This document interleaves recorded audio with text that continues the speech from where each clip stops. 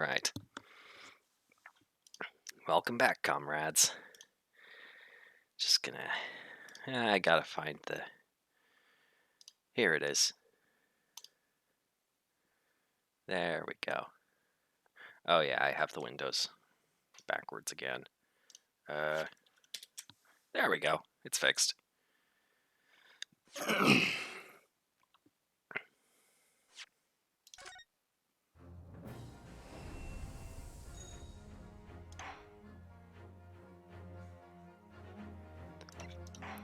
Now, I'm just gonna check in on one thing.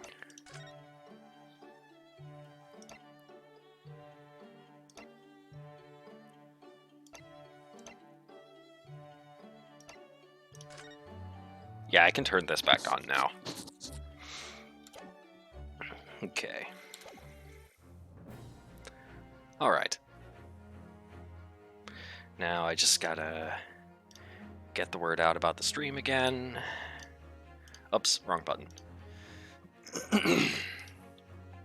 Alright, there goes the announcement in the main server.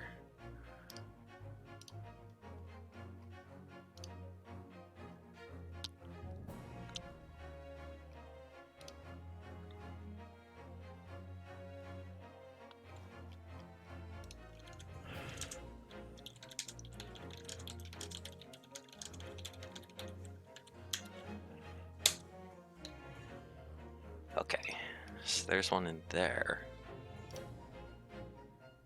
How about here? There we go. And here. If it'll just... There we go. Here. And then... Here. And...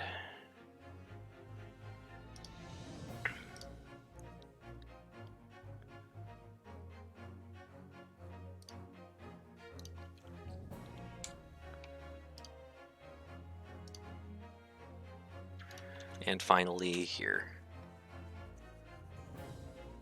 That'll do. Close this. Ah! There you are, Fire. Good to see ya. I'm doing all right. Still a bit crunchy on the thesis thing, but that's as under control as it's going to get at my end. So, figure might as well keep doing this. How are things with you? In the meantime, we'll start this. There we go. Now, where were we?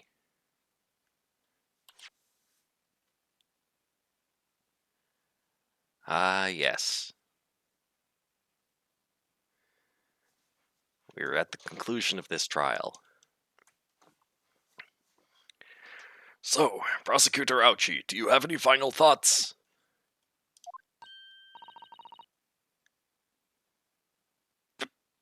I'll just keep the Eggman voice for as long as this keeps going. Prosecutor Ouchie! Good morning, Maladad. I, Taketsuchi of the Ouchi clan, have been bested by a callow youth not once now, but twice! If there was any shred of my former self left, it has withered. It has withered and died here today.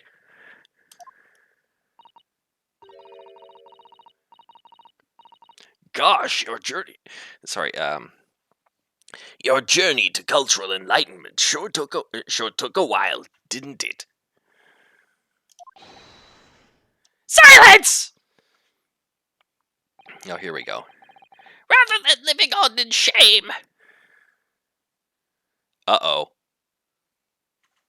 Oh no. Good luck with thesis thing. Things are okay here. I got a 3D printer earlier in the week. Oh, a 3D printer. Very nice. Ember's also here. Dad brought him down yesterday. Been playing Pokemon Rumble. Oh yeah. I never could get too far in Pokemon Rumble, but cool. Moto Heroes. Been having a great time. Rather than moving on in shame. I will end it all now with this blade. For that is the true path to Ouchieism! Ouchieism? One hopes that's the only way in which he'll be modeling himself after the witness.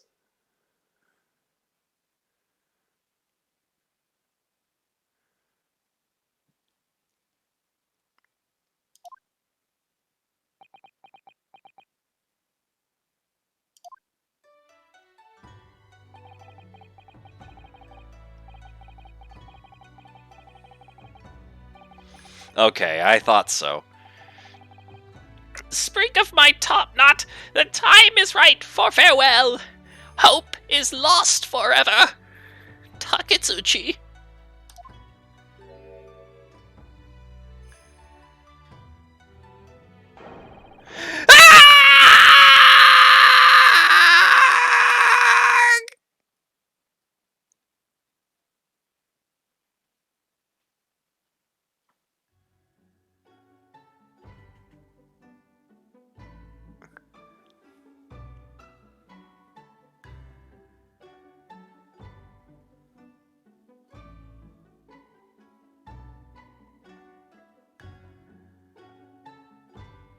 This solemn funeral for that guy's top knot.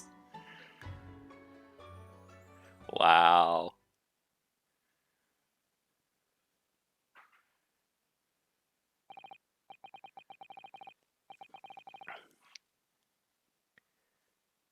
Here we go.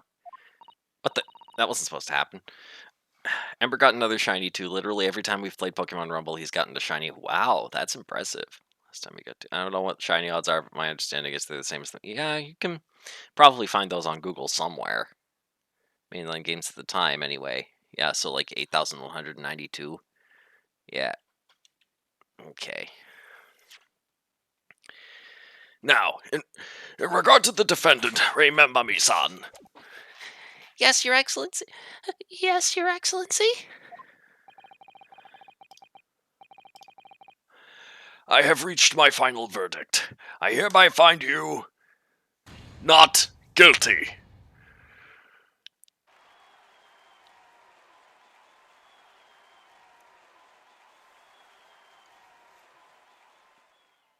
Fair enough. I guess they're not popular enough to be data mined like the main line. Court is adjourned.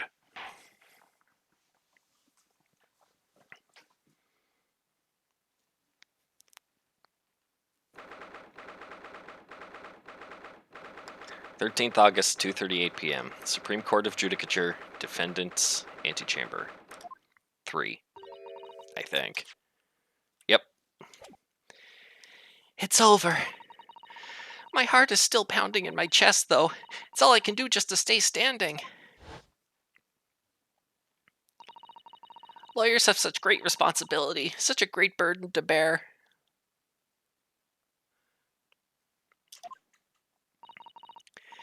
Don't they, Naruhodo-san?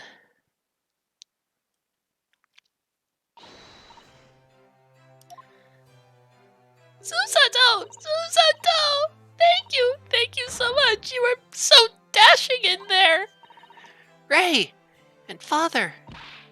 Honestly, I'm so touched by everything you... Oh no, I think I'm gonna cry. It wasn't easy, but together we made it. I was on the verge of tears at the end too. The only reason I'm still here is because of you. Oh no, I can't take all the credit. It took courage to tell the truth in there. You did wonderfully, Ray. So I would have to say that the congratulations belong to you. Susato, don't be so standoffish. Sorry? We're friends, equals, and the trial's over, so no more of this formal superhumility nonsense. It's time to celebrate with swagger, to throw caution to the wind. Caution to the... what? I'm the great defense lawyer, Ryutaro Naruhodo, and I'm taking you out to a milk bar tomorrow! Or something. Right, I see. I'll, think about it, Ray. At any rate, we really knocked the wind out of that horrid man, and it felt so good! Yes, it was satisfying. It really was. Isn't there anybody else we could throw together? I hope you're not looking at me, Ray. Oh my goodness, no, of course not, of course not! There it is at last, Ray's lovely smile. You fought for your friend to the very last.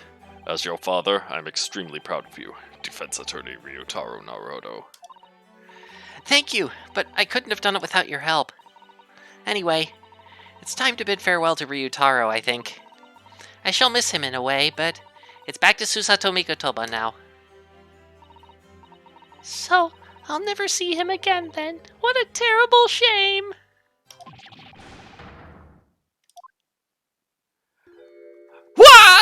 What? What is happening? Ah, Sosuke-san and Inspector Hosonaga. I do hope you've been keeping well. Is that really you? Yes, I had to change my appearance for, well, obvious reasons, I hope. But it's me, Susato Mikotoba. I don't. Yes, they found out I'm not actually Eggman. The way I'm dressed now, it's pretty obvious. I don't. So dashing, so divine. No! Doubly dashing! Yes, and devilishly divine! Just look at you! I had no idea, Miss Susato-san Esquires, that you were locum student Naruhodo-san Esquire's cousin! Astonishingly astounding ace attorney!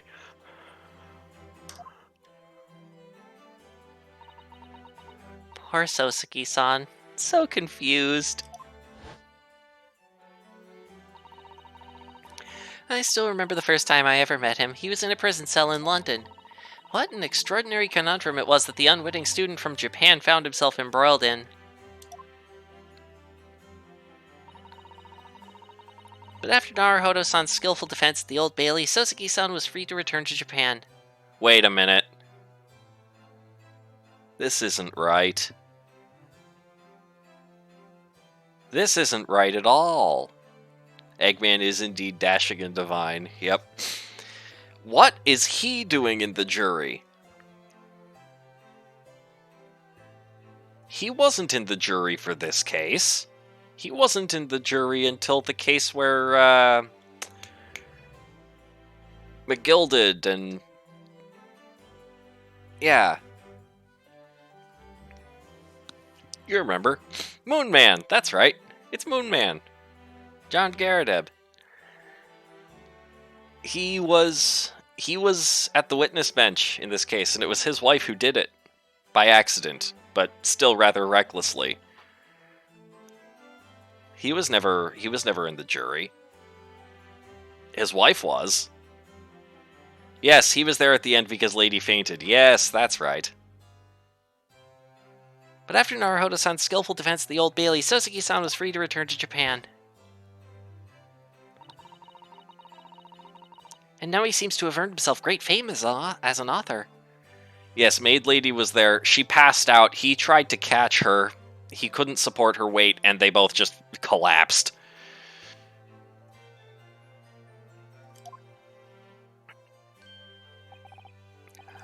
I'm stunned. That's a truly impressive disguise. Even I had no idea, and I'm a chief inspector at the police bureau who came up with Mr. Turtle, no less.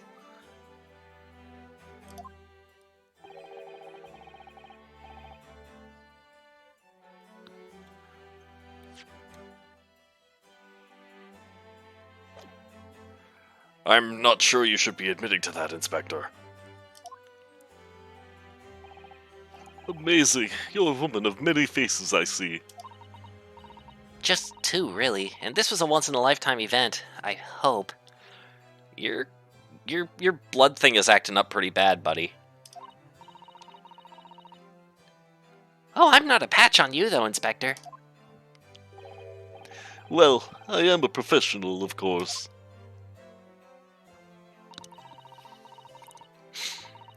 I do worry about Inspector Hosonaga sometimes, I really do.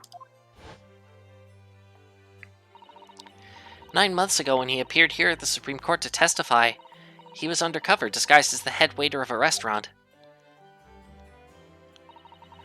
And then on the steamship to Great Britain, of course, disguised as a sailor to keep us safe on the journey. Though that didn't help you, did it, Kazuma-sama?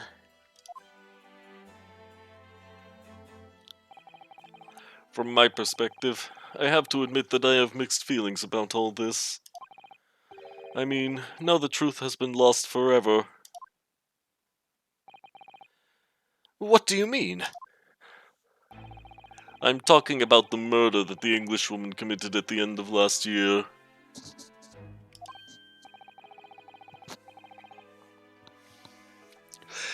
Ah yes, it was an English doctor she killed, as I understand it. Dr. John H. Wilson, yes, the man I invited to Japan personally. The mystery is, why did she kill him? And now that the culprit herself is dead, we'll probably never know the answer.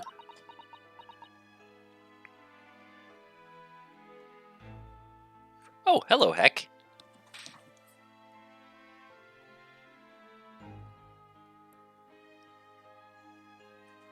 Oh, I didn't realize you'd subbed to Arm Steel. Cool.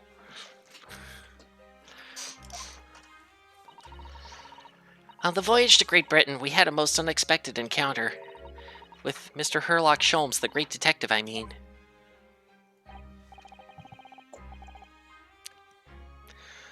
Yes, I remember Mr. Sholmes well, of course. Ah, my arch nemesis. How lightly you utter his name. Well, according to the stories published about him in The Adventures of Herlock Sholmes, the detective once had a partner who helped him solve crimes, a best friend. And that man was an exceptional doctor of medicine by the name of John H. Wilson. What? Dr. Wilson? I just can't believe that it's a coincidence. I think that the English doctor of medicine killed here in Japan 9 months ago must have been the friend and partner of Mr. Sholmes. And if that's really true, then the poor girl won't ever see her beloved father again.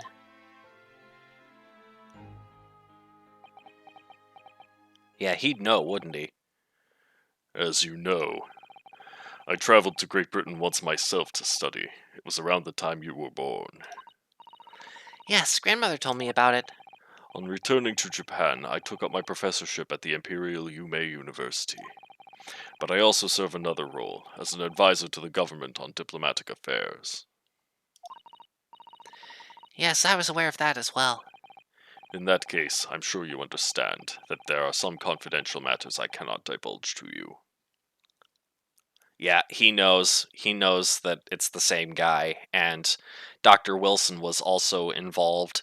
Yeah, remember we had that list of names. We had Gregson, we had this guy, we had Wilson, and then we had a name that we didn't recognize. I don't remember what that name was anymore. And those were the names that were on the music disc, the Morse code music discs.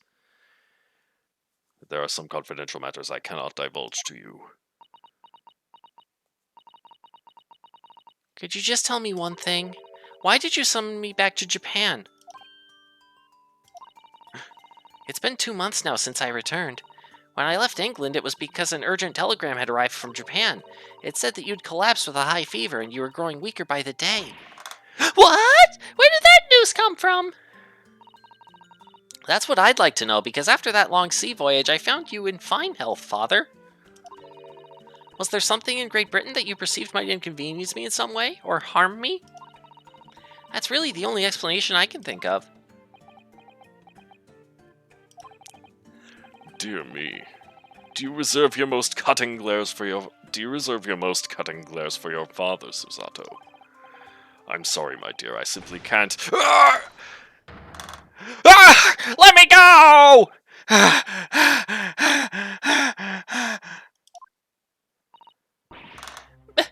Many Memo-san! So one throw wasn't enough for you? I've got one last thing to say before they take me away. Professor! Me? I know the truth! I know you had a hand in what went on! In the visiting student's fate!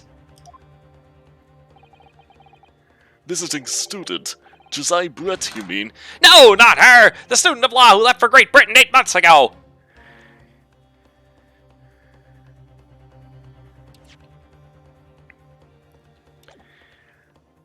Ah, yes. Yeah, but we know that. That was pretty obvious from the end of the first case. What? Student of law? He must mean... Wait a minute. Oh. He thinks... Oh, no. He thinks, what's his face? Mikotoba-san, was responsible for Kazuma's death? Uh-oh. He must mean Kazuma-sama. What are you talking about? What does any of this have to do with Kazuma-sama? Nobody here in Japan knows anything about it. They don't know the guy never made it to England, that he died on the steamship.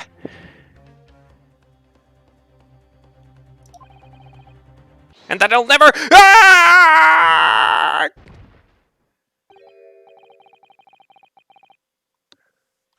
Wow.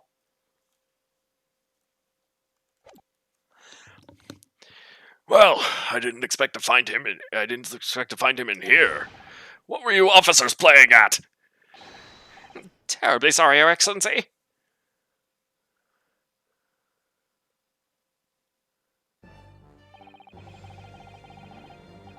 I was coming to tell you that the rickshaw has arrived, Eugene, and it's a good job I came by. Yep, Judge just yeeted him. Yes, thank you for dealing with him, and I'll be there shortly. Oh, Your Excellency. The trial's over. I'm not your excellency anymore. Merely your father's friend, Seishiro Jigoku. Oh, we actually get the judge's name this time. And may I say that since I saw you last, you seem to have taken on a more dashing appearance. Susato. Did you know all along? From the start of the trial? A judge sees everything, Susato.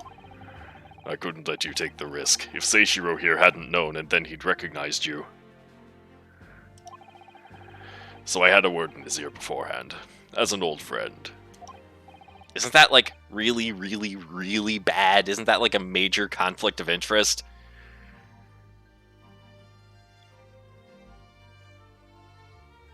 But, I mean, I guess this is the stage where Japan is still figuring this stuff out, so... I don't know. Still, kinda not great. Anyway. So, Seishiro, shall we?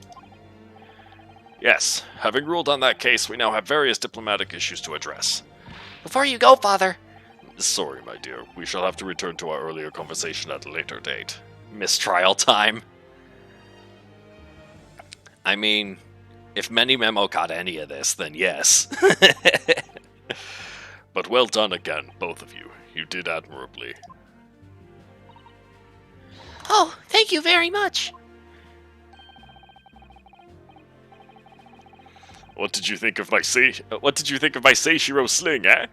It's been a while since I sent a man flying like that. Yes.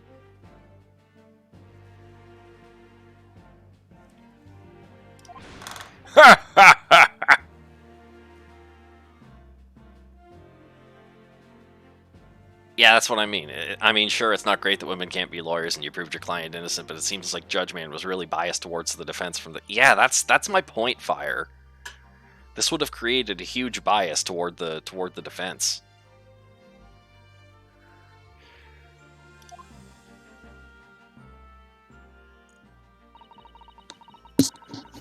Whatever could Father be hiding from me? About Josiah Brett, about Dr. Wilson, and now it seems, according to the reporter, about Kazuma-sama. I'm going to have to bring this up with Father sometime, when nobody else is around. Judicial Assistant Mikotoba-san Esquires, could I have a word? Oh, yes, of course, Soseki-san. What is it? I think perhaps it could be fate that we're meeting again like this now. Sorry about that. You see, there's something I need to tell you. Oh? I believe that it may be related to the reason why your father summoned you back from England. This I have to hear. Please, Soseki-san, tell me at once.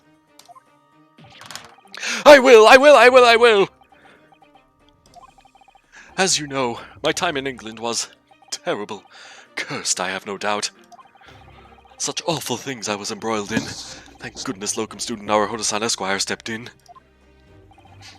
After he secured my freedom, I couldn't wait to get on a ship back here to my homeland. Having arrived in Japan, I submitted a report about my experiences to the Ministry of Foreign Affairs. The next thing I knew, I had a visitor. It was your father, Professor Mikotoba. He wanted to ask me all sorts of things about my report. My father? He seemed to be especially taken with a particular part of the report. Anyway, he left eventually, having thoroughly quizzed me. But it was the very next day that he sent the telegram to you asking you to return to Japan. What was it then, the particular part my father was interested in? I don't really know exactly. But do you remember them? Those two terrible cases I was caught up in? Of course, I could never forget. Your father seemed to concern himself mainly with the second case.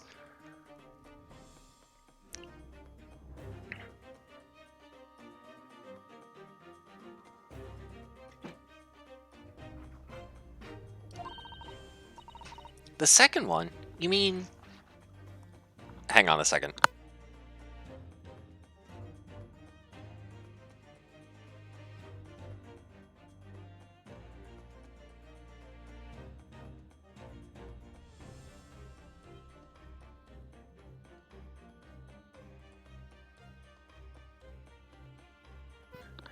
The second one? You mean... the one Mr. Sholmes forbade any of us to talk about in public?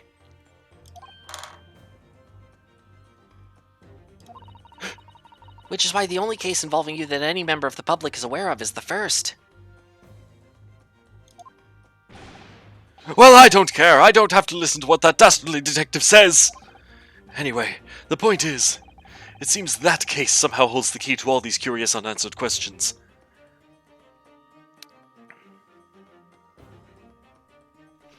Okay, so yeah, the one with the music discs. Yes, this one right now, the first one where he was accused, but like the one here didn't happen until after the telegram. So what one is he? Yeah, that's right. He's talking about the the trial of Gina Lestrade, where we found out that the other Eggman, Ashley Graydon, was the guy who did it. It seems that case somehow holds the key to all these curious unanswered questions. That horrific, hideous, heinous case. The case of the haunted lodgings. Wait, haunted lodgings? But then... that case somehow caused my father to summon me urgently back to Japan? I thought that whole business was over, but it seems I was wrong. Perhaps that was only the start. Perhaps the story is not yet told.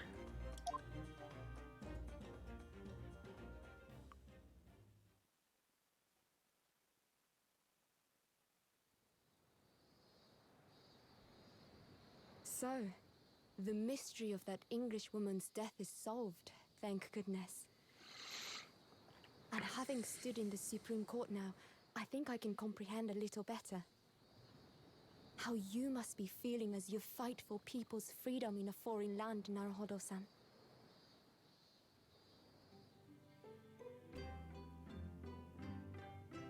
But actually, I'm writing to you today because of another matter. I met Soseki-san and we talked about that second case he was involved in. Father has said nothing to me, but I feel certain of it. That case holds the key to some great unsolved mystery. My notes on the case should still be in the office, tucked away at the back of the shelves on the left. Perhaps you might like to look over them again. Today, for the first time this year, it feels as though summer has arrived. The sky is a brilliant blue. It makes me long to see you again. Yours, Susato.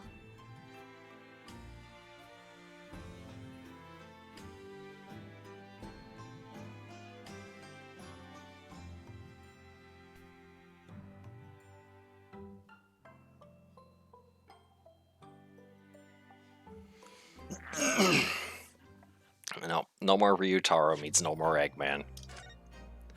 Achievement unlocked. Susato's success.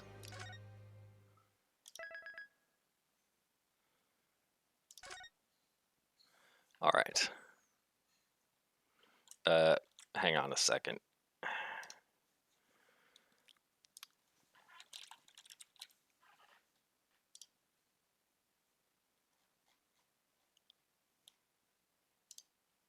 Okay. This.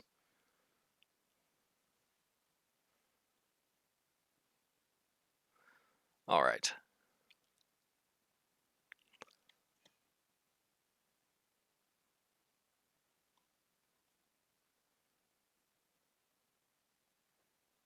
Okay. Okay.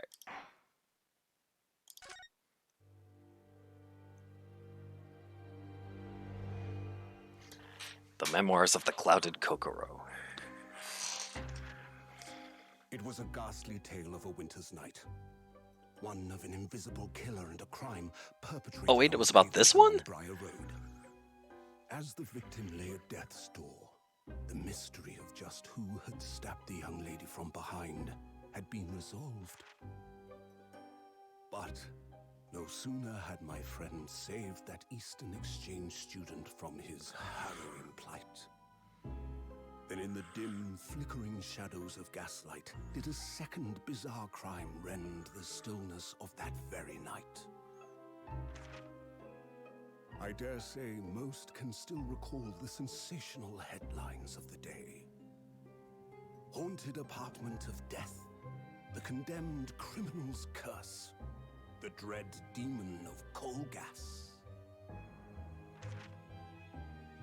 Yet, though the great detective had at once discerned the truth upon his arrival at the scene, I don't remember this.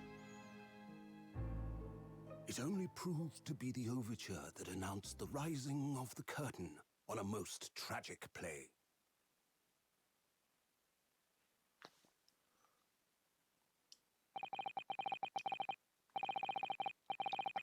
My name is Ryunosuke Naruhodo. I'm a fledgling lawyer just starting out on my journey. 6 months ago, I arrived as a visiting student of law, having made the long voyage across the sea from the Empire of Japan to here, London, England. And on the way, in quite extraordinary circumstances, I made the acquaintance of a world-famous detective. Currently, I reside in the attic of the detective's own lodgings, from where I run my legal consultancy of sorts. I've successfully defended a number of clients in Britain's highest court, the Old Bailey. But since a particularly grueling and unforgettable legal battle 4 months ago now, I haven't returned to the courtroom. In truth, I lost my right to return. But that epic trial was just one small part of an epic tale, a tale which was now about to awaken from slumber, thanks to a letter that arrived this morning from my homeland.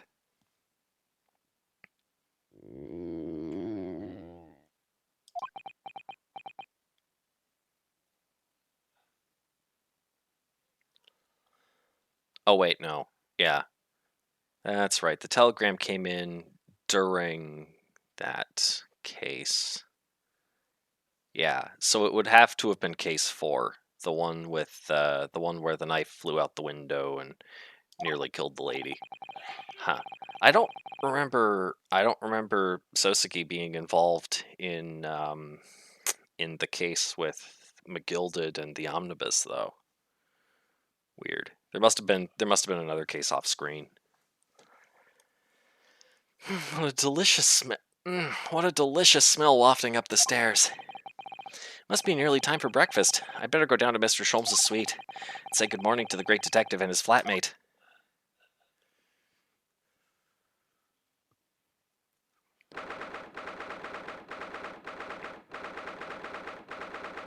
"30th August, 7:28 a.m. Sholmes' suite. Oh, Runo, good! I was just about to call up to you. The bacon's ready. Good morning, Iris. It smells delicious as usual. Before we eat, though, I have some news. I had a surprise this morning. Shh! Not another word, Mr. Naruhodo. This could be just the abstruse thing for my Right, I'm getting his voice mixed up with Sosaki's. Not another word, Mr. Naruhodo.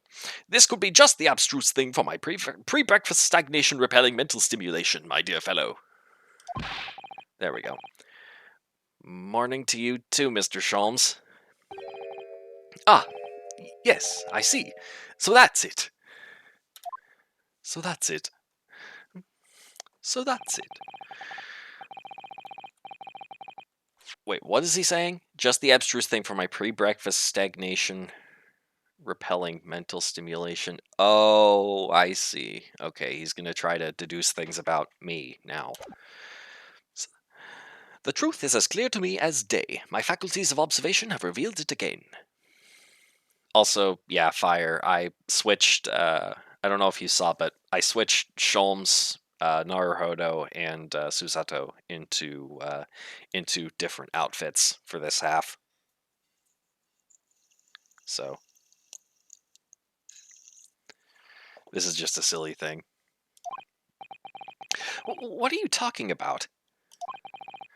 You, Mr. Naruhodo, you have this very morning met with a surprise. Well, is that not the case? Really, my dear fellow, it barely warrants explanation. Firstly, your hair is particularly unkempt, somewhat reminiscent of a bird's nest. Secondly, you have neglected to fasten the third button of your jacket. Clearly, when considered together, these two facts point to you having been flustered this morning. Can I talk now? But of course. Though I don't look for admiration, you understand. My hair always looks like this. It's been this way since I first met you. Oh, it has. And the button was ripped off last night, if you remember. By you. Hurley pulled your button off?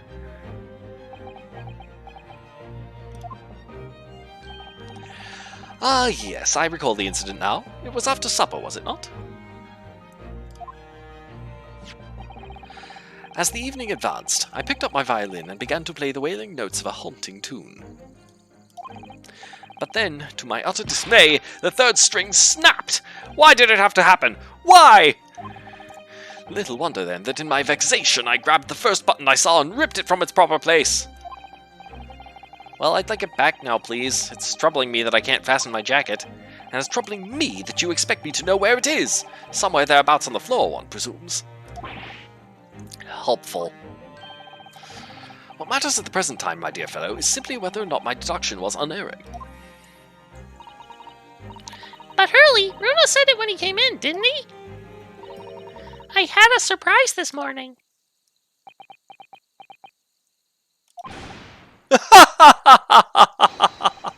Well, that really is a surprise.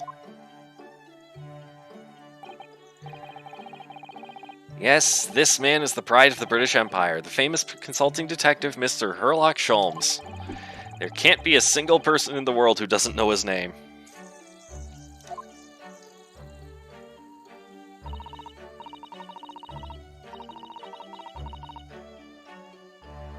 Alright then, enough of this silly conversation. Come and eat this bacon before it goes cold. And I have a new herbal tea for you to try too. My latest special blend. And here we have Iris Wilson, Mr. Sholmes' lodger and companion. A truly exceptional young girl who's the author of a highly successful serialization here in London. Yes, The Adventures of Sherlock Sholmes is published in Rance magazine.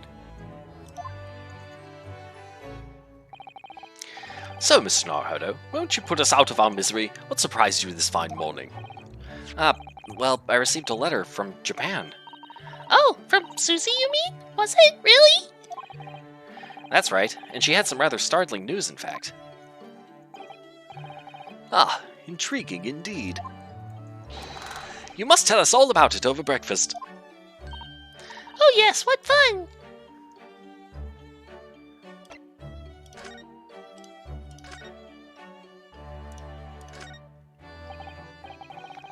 Ah yes, this is where you note down ideas, isn't it, Iris? What's in the melting pot today? The blue carbuncle. Yes, it's from a case of theft that Hurley solved ages ago. The theft of a precious stone. A carbuncle is another name for a garnet, you see. Especially if it's cut with a rounded top. Oh, really? And this garnet was blue, was it? Well, that's the thing. They're usually red. No blue garnets have ever been discovered. Oh, So who knows what the stolen gemstone actually was? That's the real mystery of the case. a proper Herlock Sholmes conundrum, huh?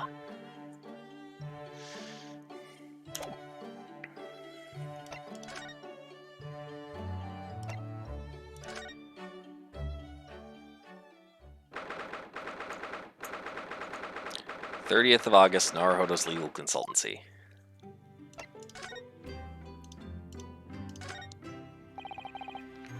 The office spade. Now that Susato-san's gone, the shovelers aren't represented to correct me. Maybe I'll have to do it myself. That's not a spade, Naruhodo-san, it's a shovel! Okay. Uh-huh. Okay. Alright. Now, at first glance, my desk here might look as though it's in a mess. However, it's not in a mess at all. Everything is exactly where I want it to be. Whenever Susato-san looked at it, she'd put her hands on her hips and say, "Oh dear," her way of saying that I should make it a more orderly and neat mess. I miss that. Ah yes, the Dharma doll I brought with me from Japan. I always intended to color in the other eye once I'd become a fully fledged lawyer. But it's still winking at me, like it's trying to say, "I can wait, take as long as you need." Or maybe not. I'll just have to keep on doing the best I can, I suppose. Look at the prawns and the anemones gently swaying around in the tank. Regular cleaning, some food, and fresh seawater is all they need. And some conversation, of course. It seemed like a lot of effort at first, but it was worth it. I'm starting to be able to tell what they're thinking. Funny to think that so many people in London had aquariums like this once, when they were in vogue. You'd never expect to find sea anemones in the middle of the capital. I think I'll have to name them soon. Alright, let's go back down and do the conversation now. Before the bacon gets cold.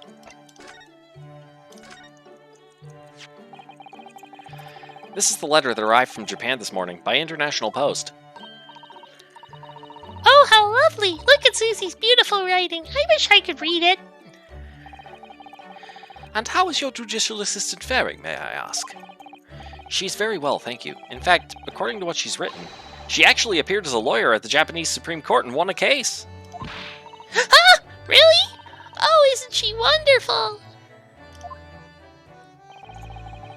A cut above your good self, my dear fellow. I've won cases too, you know. Apparently, Mr. Natsume appeared in the trial as a witness. Natsume. No, I don't recall that name. Of course you do, we helped the man twice! You know, in those 2 cases that took place on Briar Road 6 months ago.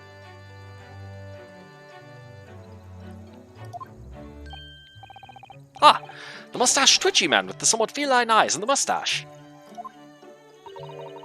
He didn't have to. The mustached twitchy man with the somewhat feline eyes and the mustache.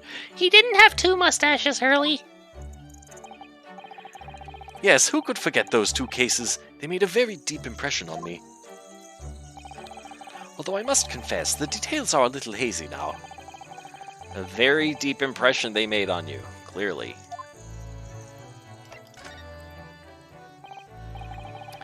So, what was this startling news penned by Miss Susato? Do you remember the case of the haunted lodgings, Mr. Sholmes? Ah, yes. It's very interesting, you know. I don't feel entirely uncertain that a case of that nature did not occur.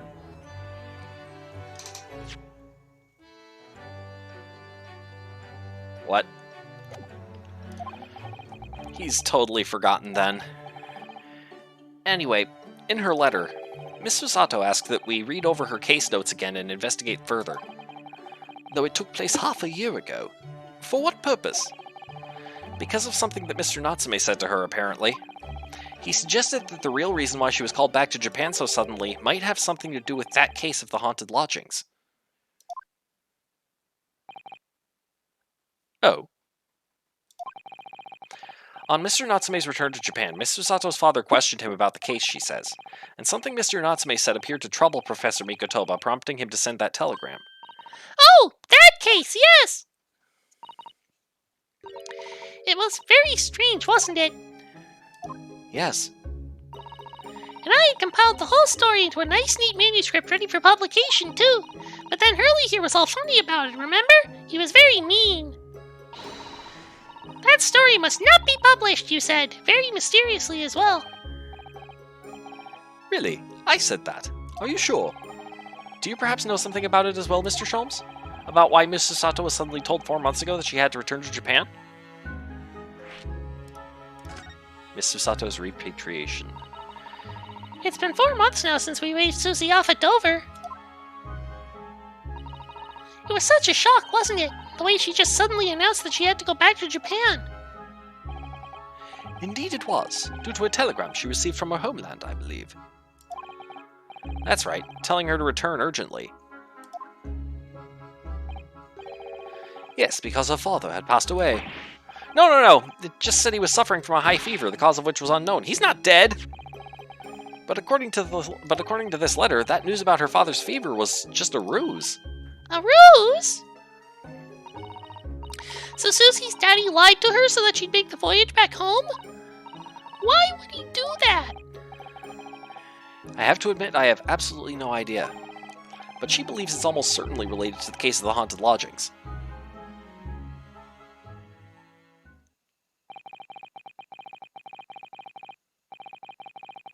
Summoning her back to Japan so suddenly like that. I wonder what Miss Susato's father is hiding. Hurley, do you know what it's all about? Hurley, do you know what it's all about? Ah, well, who can say? What? But you said... Please, I have engagements, my dear fellow. My calendar is quite surprisingly full today.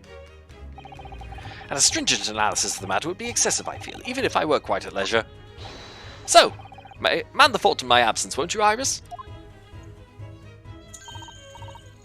I will, Hurley. Don't worry. See you later.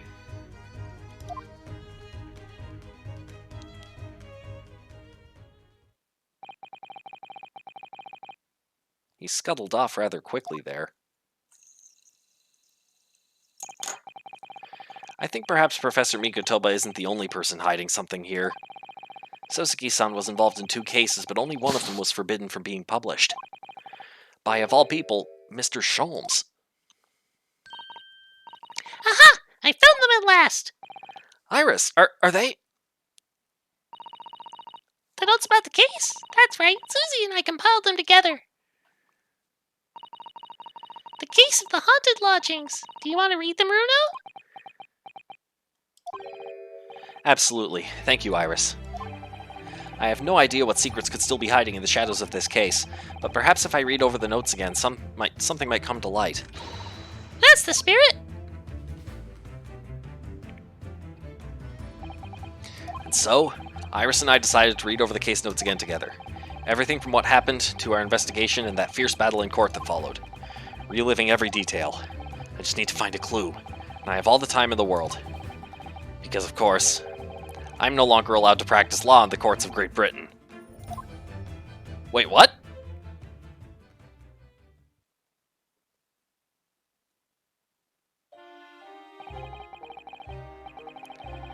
It was 6 months ago, a mysterious incident that unfolded on the wintry streets of London.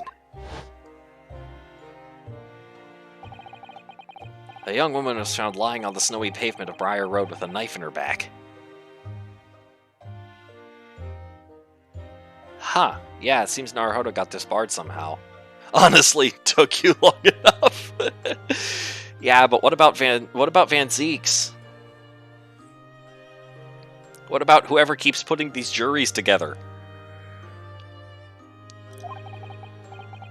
Fortunately, her life was spared, but she was unconscious for several days following the incident. Wait, this was the second case that Soseki was involved in? I am so confused because this is the first one where we met Soseki, because he wasn't involved in the McGilded case. Van Zieks gets a pass because he's cool and you're not. Ouch, Fire. Ouch. The fog was thick and nobody saw her attack her, but by a cruel twist of fate, a visiting Japanese student was walking behind her at the time and was duly arrested. No, that's actually right, Fire. That man was Soseki-san, and the man who effected his arrest was Mr. Sholmes.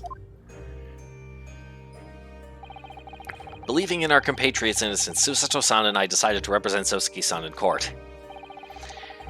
And after a grueling trial of many twists and turns, we finally managed to prove his innocence. Joyful, joyous, jubilant jubilation! Was the man's reaction after the trial, but his jubilant jubilation was short-lived. Okay, so there was... Oh... We received a telegram from Mr. Sholmes the following morning. The victim of the Briar Road stabbing has regained consciousness. Okay, so we didn't see any of this stuff in the first half. Hurry to Bart's at once!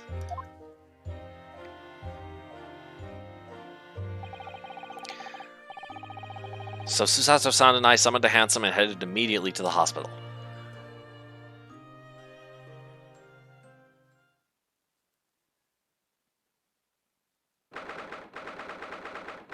February 21st, 5:30 a.m.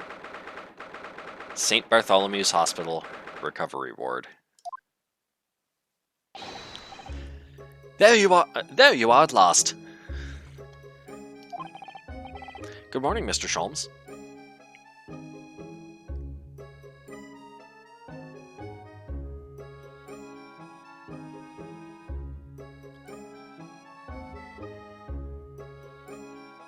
Okay. Cute dog. Ha ha ha ha ha. You mean this? Or you mean Sholmes? I'm not sure.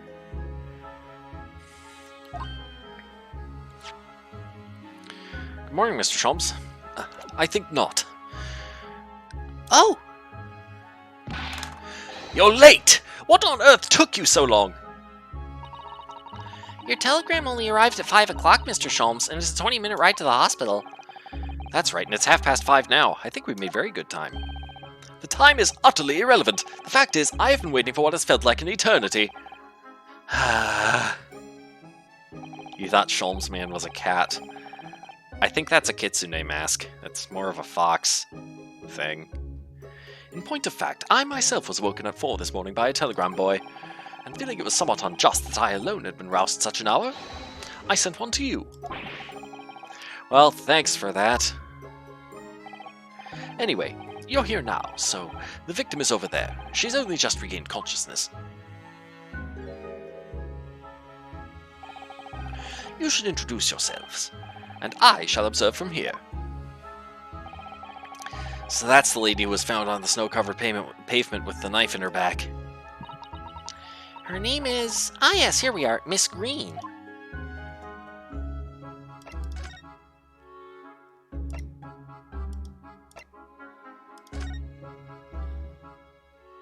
The dog on the right. Fair enough. 21st February, Sholmes' suite. That is not the button that I wanted to press. There we go. Gotta examine this. Ah yes, this is where you note down ideas, isn't it, Iris? So what's on the blackboard today? Buck up, Bruno. What is this? Oh, I'm just playing around with ideas for the title of next month's installment. Another idea I had was the barrel coronet. I'm really torn about which one to use. What do you think, Bruno? Yep, I just got scolded for being late. I mentioned it's a 20-minute ride to get there. Yep. Because apparently I have to do that for a certain achievement. Really torn about which one to use. What do you think, Bruno? Anything but buck up, Bruno, obviously. I suppose you're right.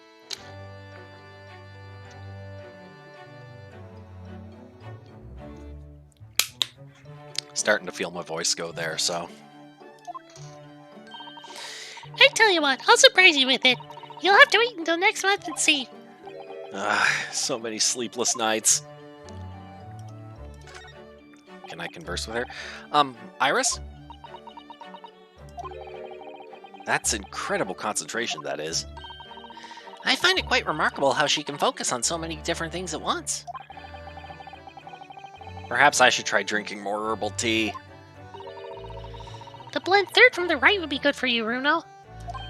Oh, Iris? This girl is destined for great things, I'm sure. Okay. Now that we've done that.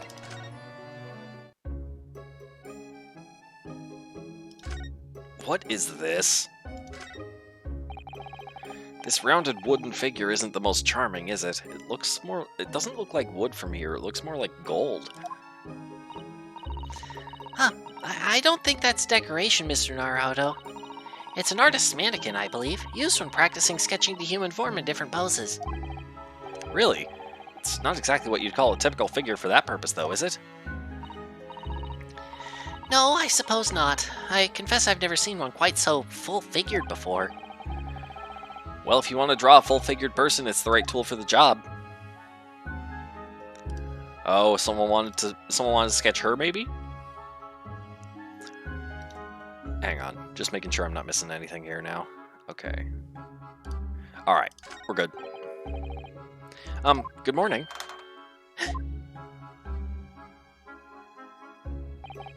Hello, I'm Ryunosuke Naruhodo, from the Empire of Japan.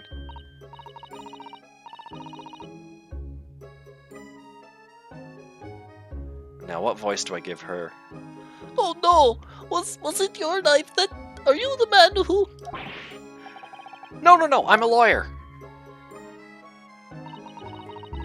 And I'm Susato Mikotopa. Pleased to meet you. Oh no! Was it your knife then? Are you the one? No, I assure you, I'm Mr. Naruhodo's judicial assistant. We heard that you regained consciousness and wanted to come to give you our best wishes. Best wishes? For me? Thank you. I'm Olive Green. I'm an artist. Well, no, that's not right, is it? What I mean is I'm trying to be an artist. Well, what I really mean is I desperately want to be an artist. But the truth is, I don't have any talent. I know I don't. It's no wonder I was stabbed in the back. I don't think that's related, actually. Gosh, this young woman seems to bend over backwards to put herself down. Seeing as we're here, we should ask her about what happened from her perspective, I suppose. To suddenly be struck in the back by a blade as you were walking along the pavement. What a terrible experience you had, Miss Green. It was so cold that day, and the fog was so thick, I couldn't see a thing. That was 4 days ago now, I think. Is that right? Yes, that's right. I'm afraid you've been comatose all that time. But the case has been solved, hasn't it? While I've been here in hospital, I mean. Indeed it has, my dear madam. Spectacularly by none other than I, Herlock Sholmes. Mr. Sholmes, as you well know, it was Mr. Naruhodo's hard work in court that solved the case. Are you yet to hear what happened, Miss Green? Yes, I'm afraid so. A gentleman from the police force is supposed to be coming to fill me in shortly. Oh, I see. Me coming round seems to have made everyone frantically busy. I'm so sorry. I should never have regained consciousness. It was selfish of me. Oh no! We're all so relieved that you're on the mend, Miss Green. Really, we are. With that kind of attitude, maybe her surname should be Blue, not Green. Ha. So you're an artist, are you, Miss Green? Oh no, I couldn't possibly claim that. I'm a fledgling artist at best.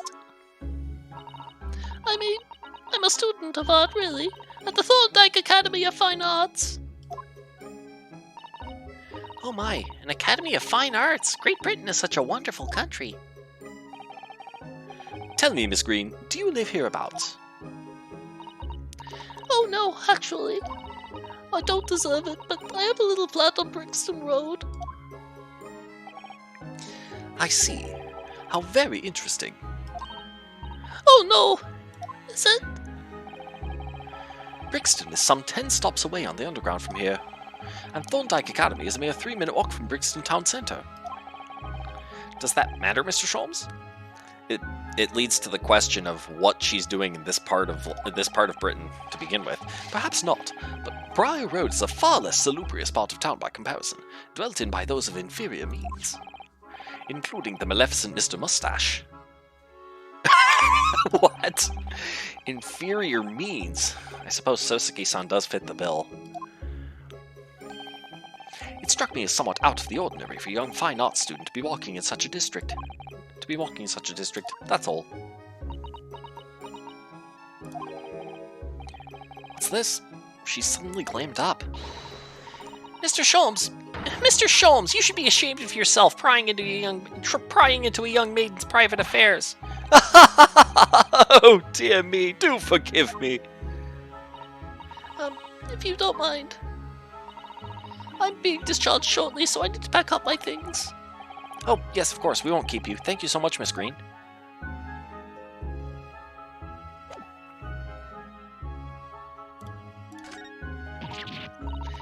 Eek! A mouse, Mr. Naruhodo, an enormous mouse!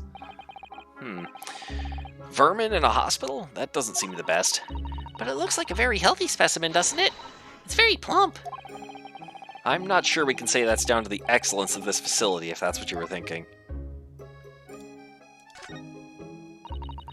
That must be a bag of Miss Green's personal belongings. She would have been brought directly here after she was found stabbed on the pavement, though. I expect a friend or family member probably brought some things for her. Alright then, let's see what's inside. Change of clothes, no doubt, and... No, Mr. Naruhodo, you must never scrutinize a young maiden's personal belongings. But the young maiden might have chocolates, or biscuits, or caramel. Cannot pet the dog. It might bite and give us rabies. Or the Black Plague. Probably Black Plague. Look, there's a photograph in this frame here. Who's this? Oh yes, it's a picture of a young gentleman. He looks to be about the same age as Miss Green, I would say. Perhaps the young woman's special someone, do you think? My, Mr. Naruhodo, I didn't know you had a sense for matters of the heart. Not in the least. I sincerely said the first thing I thought of.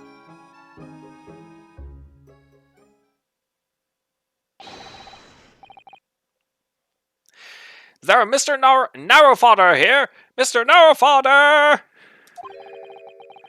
Narrowfodder now? Well, if you're looking for Naruhodo the lawyer, that's me, but... Ah, Mr. Narrowfodder! Good! This is for you. It's a message from Mr. Saucy Nutmeg. I feel uncomfortable that I actually know who this is supposed to be. Saucy Nutmeg.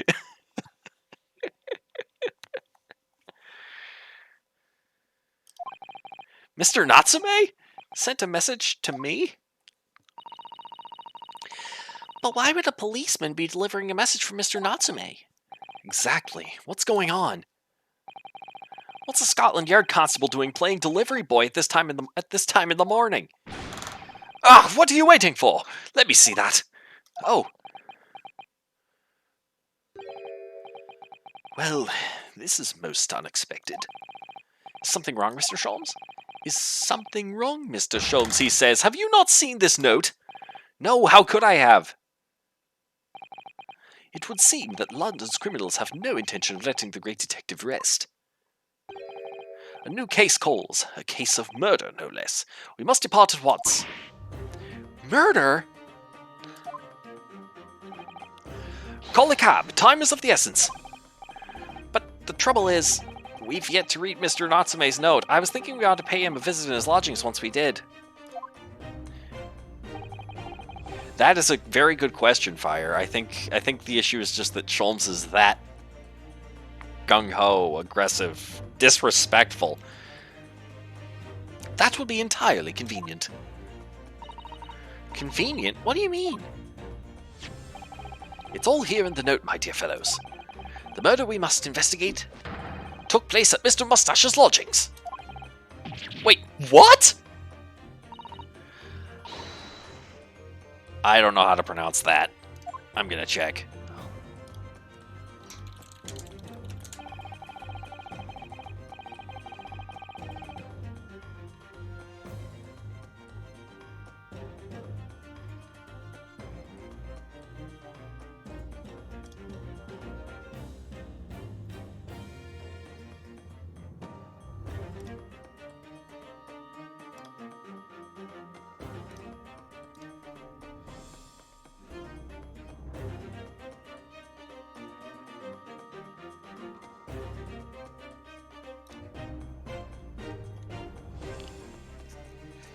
Yeah. I'll hire a fiacre at once.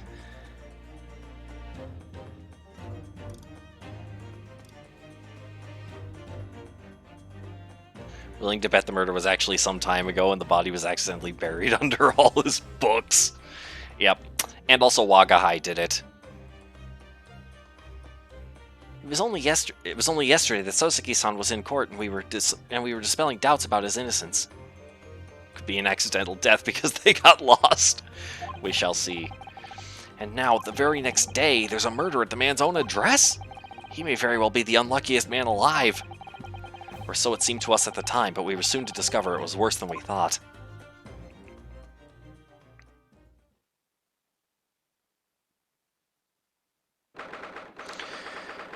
"21st February, 7:18 a.m. Mr. Natsume's lodgings. Ground floor." Oh, it's this guy! I was wondering if we'd ever see that guy again. What on earth? Oh my, the gentleman's deceased without question. He's dead.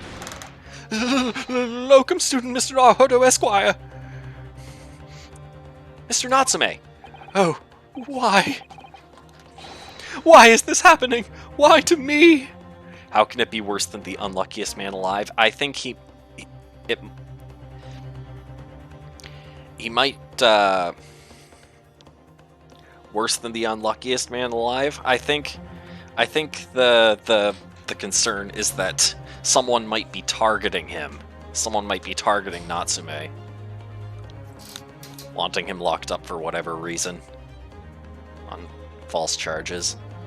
Why is this happening? Why to me? I've only just got out of court yesterday! I was finally home after 2 days of misery! And then I wake up the next day to this! No early bird should catch a worm like this! Woeful worm without wiggle!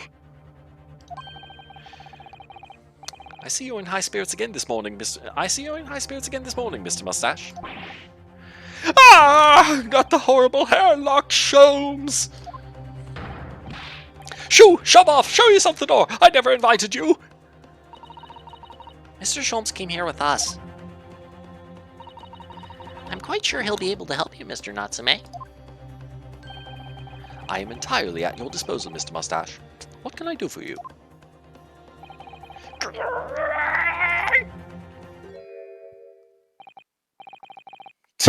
Here they are, already, the busybodies.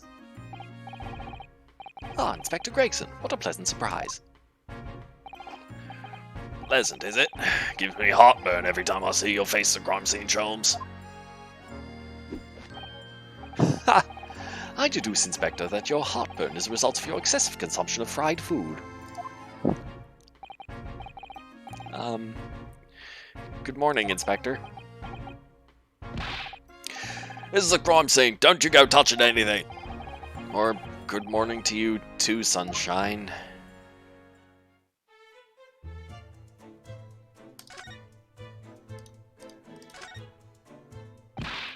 Oi! I said hands off. You're gonna mess up my crime scene. Oh, no, I just wanted to look, that's all. No chance. I know your kind. You'll mess it up just by looking at it. Someone's in a bad mood. There's certainly some bad air in here, isn't there? Alright, it sounds like I better talk to the inspector first and try to curry some favor. So, Inspector, what was the victim's name? Who was he? You're kidding. You're kidding me. That guy who was quoting the lines? That actor guy?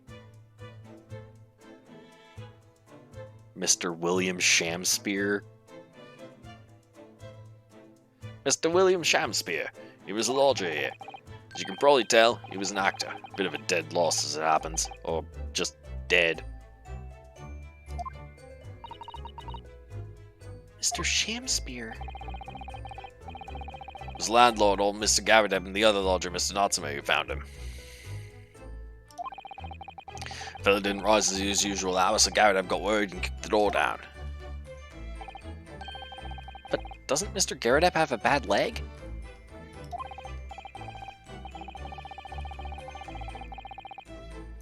Oh yeah, you're right there. It was that jittery Japanese hunchback over there who actually did the kicking.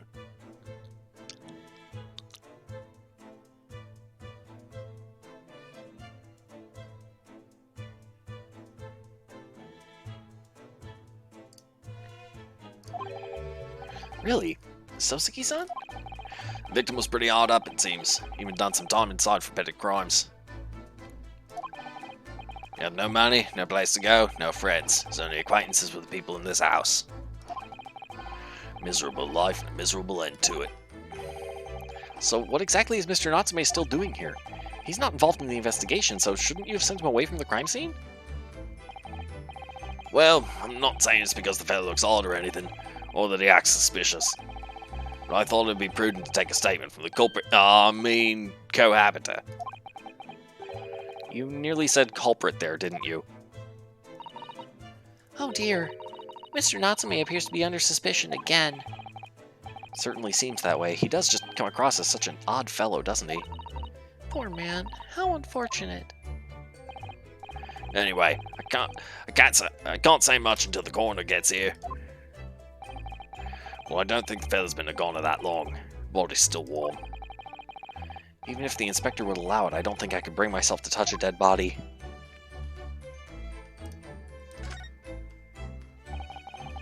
What a terrible thing to have happened. It's only been 3 days since I was arrested for the incident on the pavement outside. And then, having finally regained my freedom, it starts happening all over again. Endless existence of excruciating experiences!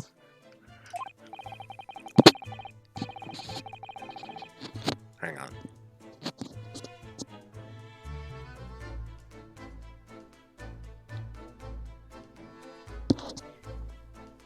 So the victim lived here on the ground floor, and your room is just 1 story up, isn't it? Yes, that's right. In a way, we were neighbors, I suppose. So did you know the victim? Were you friends? Uh-oh. Oh no. What's the matter with Soseki-san now? It was an innocent enough question, wasn't it? Why does he seem so shaken by it? Well, I suppose he wasn't a complete stranger. But did he ever invite me to his room? Never! On my honor, I swear it! What an extreme reaction. You're probably wishing you'd never asked now, aren't you, Mr. Naruhodo? When we found him here, I felt wretched, which is why I sent word asking you to come. Through that inspector over there!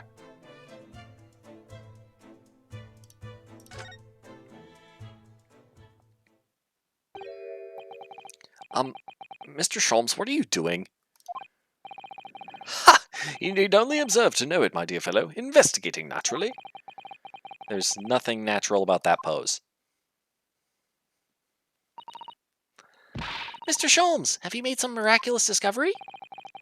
Patience, my dear madam, patience. We've not been here in this room 5 minutes. So far, all I've managed to deduce is what actually happened. My goodness! But isn't that everything we need to know, Mr. Sholmes? Now that you propose the idea, I believe one could indeed see it that way. At the present time, I have managed to draw 2 incontrovertible conclusions. Both of them are going to be entirely controvertible.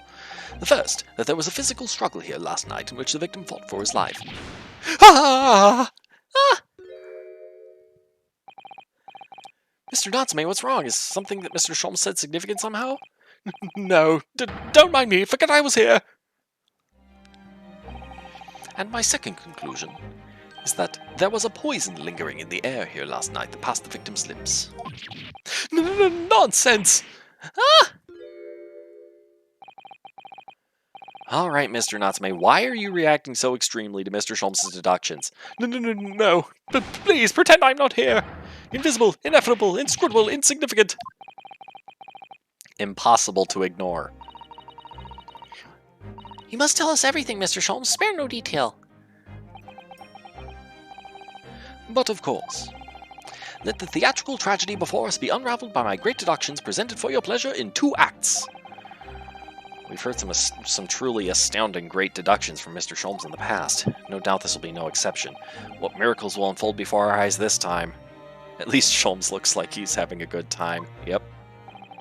So, my dear fellows, for your delight and wonder, let the curtain rise on yet another logic and reasoning spectacular? Probably. For Herlock Sholmes' logic and reasoning, there it is. Spectacular Act 1. The great deduction. The game is afoot. Yeah, these are always the fun part. Topic 1. Cause of death.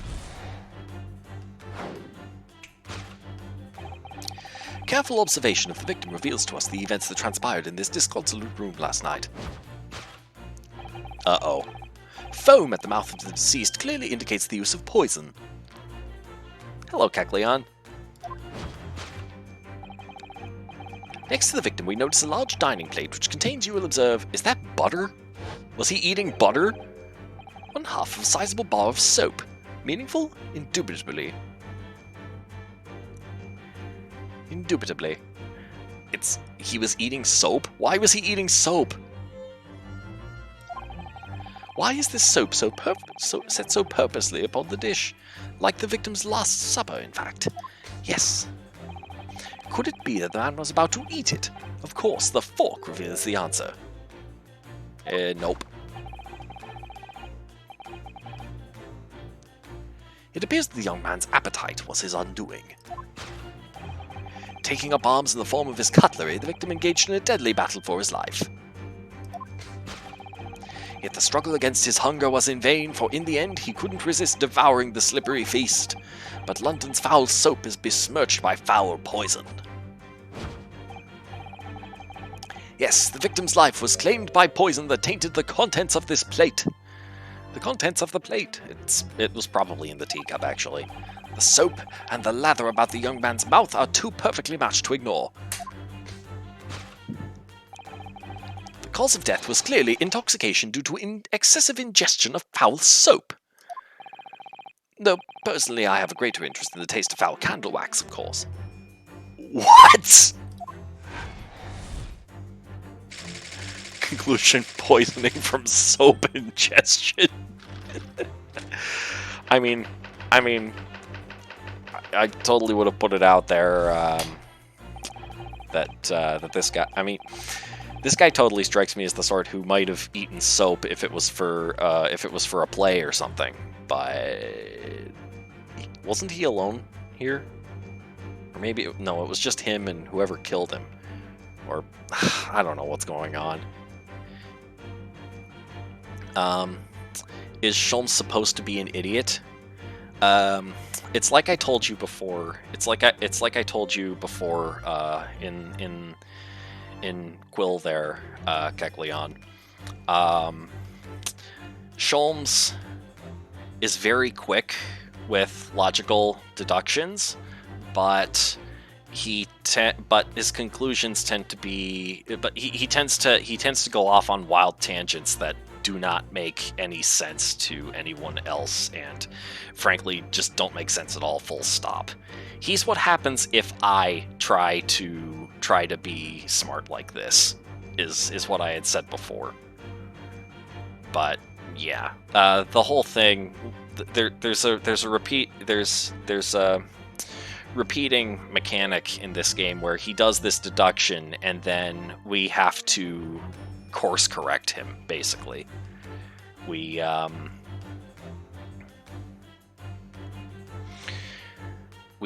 change the little the little details that he's gotten wrong and bring him to the right conclusion, and then he's like, oh yes, that's yes, I got it, thank you, yes. You'd like to think Sholmes actually knows all along what's happened and is just trolling everyone else.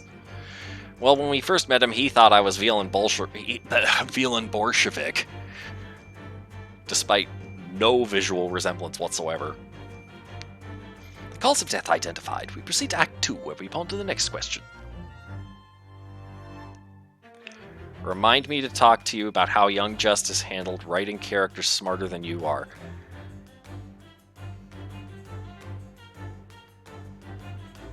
There was a really funny instance of it last week. I'll have to...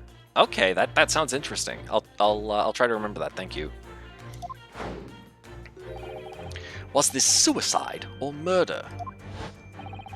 The audience will recall that death occurred during the victim's last supper.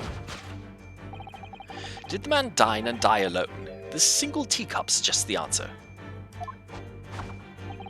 To draw a conclusion on such meager evidence would be foolish, however, certainly. The careful criminal could have absconded with his own cup to cover his tracks. Well, allow me to lift the veil of doubt, my dear fellow. Indeed, what reveals the answer, of course, is the broken lock. But wasn't that broken just because Natsume kicked the door in? I feel like suicide via soap is the least dignified cause of death. Yeah. That sounds about right. It probably has, yes. The answer, of course, is the broken lock. Though forced open now, at the time of the incident, this door was locked. And the sole key was in the victim's pocket. In other words, when the victim consumed the poison, he must have been alone.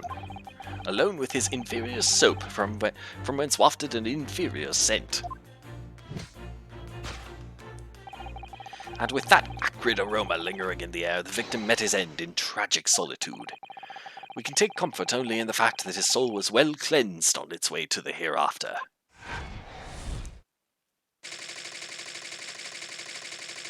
No possible perpetrator present. Thus concludes the final act of Herlock Sholmes' great deduction.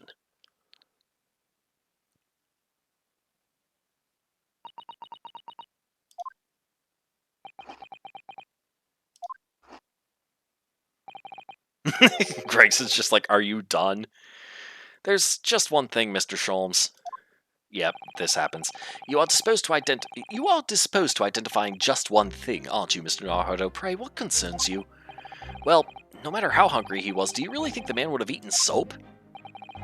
It is quite apparent that this man had barely a penny to his name. It is a curious thing, but to one so destitute, soap can suddenly appear quite irresistibly appetizing. How extraordinary! In truth, I have tried a little soap myself in the past. You've eaten it, you mean? My dear fellow, it was some time ago now. My postulation was that it would cleanse my gut. And did it? As I writhed in agony on the floor and spilled the contents of my stomach, yes, I believe it did. The experience taught me a valuable lesson. Soap is quite poisonous. It has an unpleasant taste and leads to great discomfort. In summary, I cannot recommend it. Believe me, I wouldn't eat it even if you did.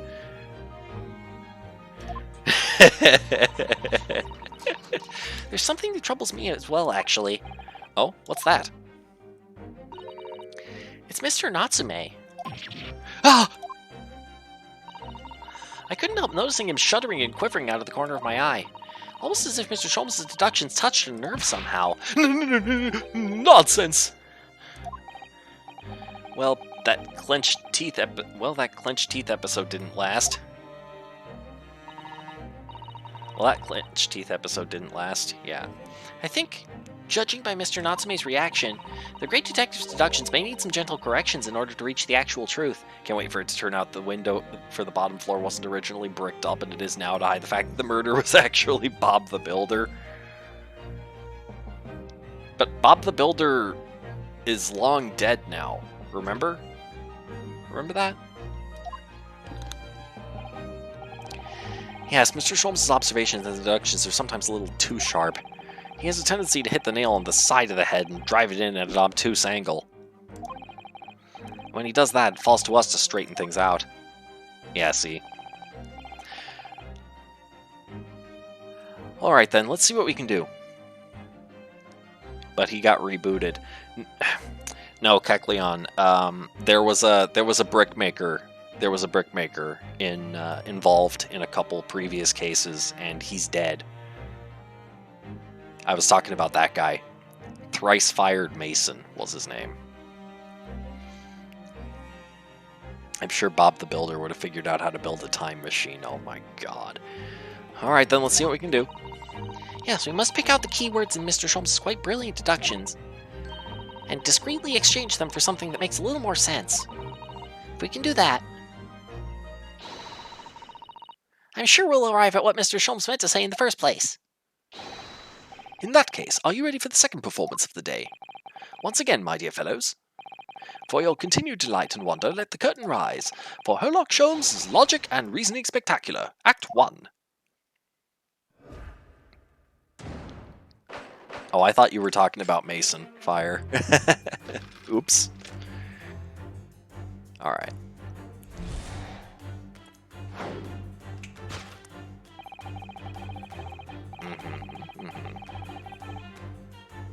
Careful observation of the victim reveals to us the events that transpired in this disconsolate room last night. Foam at the mouth of the deceased clearly indicates the use of poison. Next to the victim, we notice a large dining plate which contains, you will observe, one half of a sizable bar of soap. Meaningful? Indubitably. Why is this soap set so purposefully upon the dish? Like the victim's last supper, in fact. Yes. Oh, and for what it's worth, Kecleon, this is not how he normally dresses, nor is that normally how Susato dresses. I changed the both of them and also Ryunosuke into different outfits for this second installment of the game. Just as a silly thing.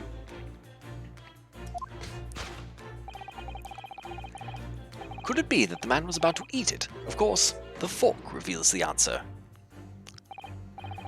Well, you can't deny that a fork implies the man was eating something, or about to eat something. Yes, that's true. If I were to decide to eat some soap, this is how she normally dresses, for example. And this is how Ryunosuke normally dresses, but you'll see later that he's not dressed in this. If I were to decide to eat some soap, I should prefer to use a fork than to attempt it with chopsticks. And yeah, you saw like the Deerstalker cap with the goggles on it that he would revert to appearing in for these snapshots. That's what Sholmes normally wears.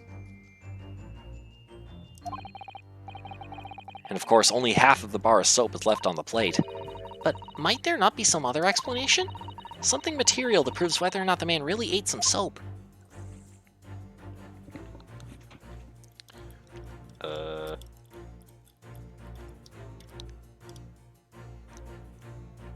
Other piece of soap. Look, there's more soap on the floor here. Mr. Shamspeare must have really loved the stuff. Let's not jump to conclusions, Mr. Naruhodo. Look closely at this soap. Do you see that it would fit together perfectly with the half bar on the table? What the? How can that be? I think that they are two halves of the same bar that broke apart.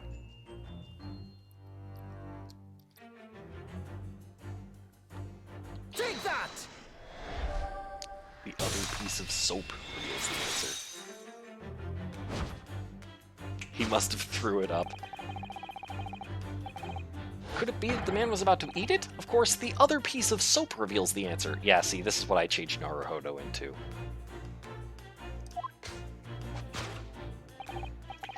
It being the other half of the soap on the table.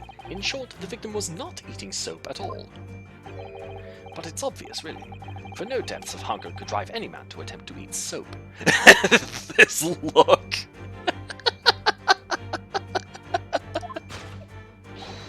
Even I, with my unquenchable thirst for practical knowledge, took only a single bite.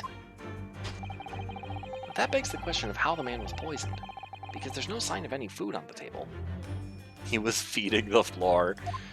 Yeah, see, feeding soap to the floor is a more normal thing, I think. An excellent observation, Mr. Naruto, and one that furnishes us with the answer we seek. For London's foul soap is besmirched by foul poison. Yes, the victim's life was claimed by poison that tainted the contents of the plate. I still think it was in the teacup. Mr. Sholmes is still pushing the soap argument then. Perhaps he's suggesting the man licked the soap rather than ate it. If soap in London is that poisonous, I don't think I want to be washing my hands with it. There are no signs of any food in this room at all. Of course, food isn't the only thing that passes people's lips, is it?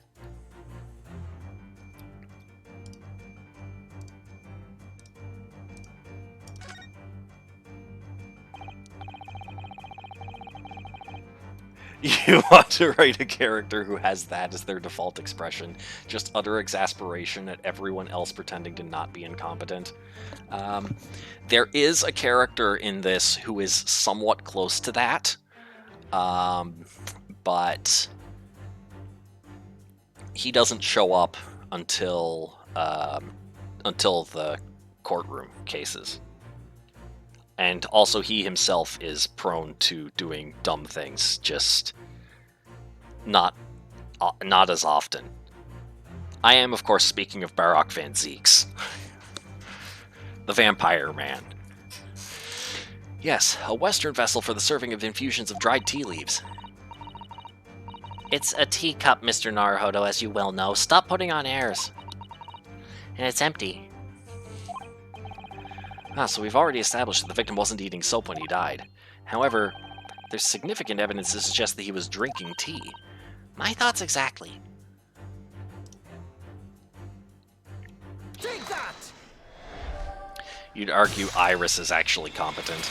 Okay, yeah, that's fair. But she also puts up with a lot. Like, she doesn't bat an eye at Sholmes's insanity. Yes, the victim's life was claimed by poison that tainted the teacup. Indeed, cups have been the vessel of choice for practicing poisoners over the centuries. And it would appear that this victim drank every last drop. There's no sign of food anywhere in the room, which leads us to the immutable conclusion. The cause of death was clearly intoxication due to the ingestion of poison contained in this teacup. See, that's his normal outfit. Poison in the tea. Solved.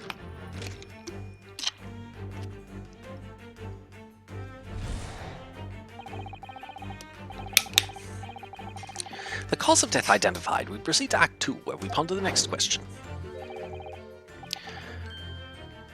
To be fair, she does write stories based on Sholmes Man's shenanigans. Yeah, that's fair. Was this suicide or murder? The audience will recall that death occurred during the victim's last supper. Did the man dine and die alone? This single teacup suggests the answer. I'm still wondering why there's a bar of soap on the plate. The Western vessel for infused hot drinks again. It's already featured heavily in our deductions so far. Yes, we can imagine that shortly before his death, Mr. Shamspeare was having a drink of tea. There would be nothing remarkable about that, but what troubles me is Mr. Natsume's reaction when he heard Mr. Sholmes suggest it. There's more to this deduction than it seems. We must closely examine the scene of the crime again for more clues. For some more clues, yep. What shows that somebody else was present? I can only turn it left and right. Other teacup. It's It's another Western vessel for infused. It's a teacup! Is who? Chairman Rose. Oh, Natsume? Maybe. Obviously he was gonna eat it. And it too is empty. Given that he's actually holding this one in his hand, We can assume that this is the cup from which Mr. Shamspear is actually drinking. but if that's the case, this changes everything. Everything we've deduced up to now is turned on its head. I have a bad feeling about this. I almost don't want to say it. Yes, I know exactly how you feel. Well, we have to. Take that!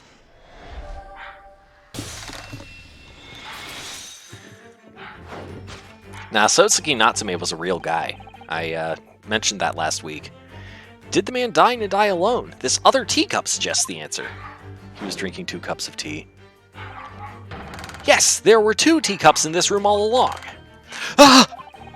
In other words, this is a strong indication that at the victim's last supper, there was a guest present. This? Oh, you have got to be kidding me. You have got to be kidding me. Do you recognize this silhouette? I recognize this silhouette. Do you? I'll leave it to Kekleon. You probably haven't seen it. So Fire, do you recognize this man? This is England. It's not an unreasonable suggestion. Pet Doggo. Doggo is not in petting range, unfortunately. I pet Doggo when Doggo is in petting range, but Doggo is not in petting range.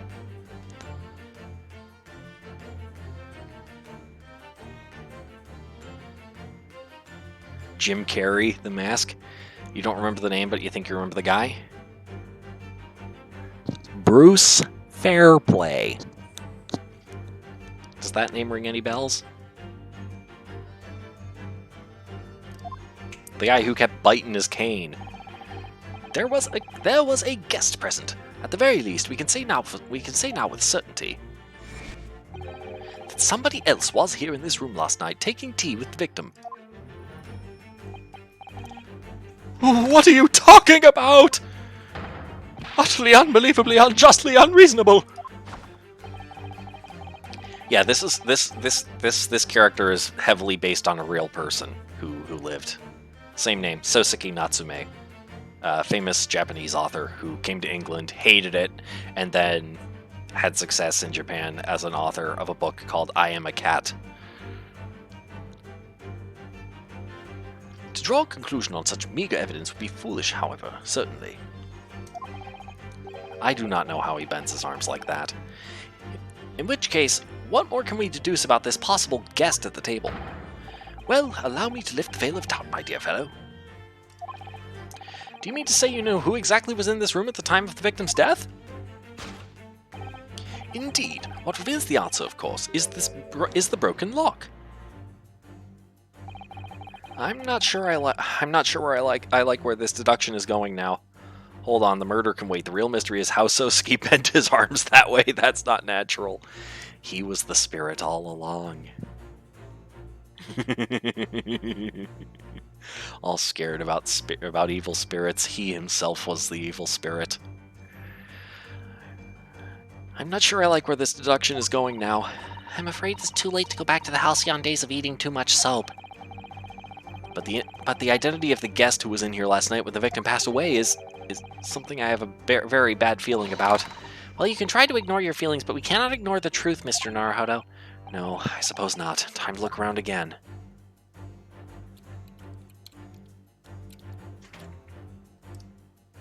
Candle.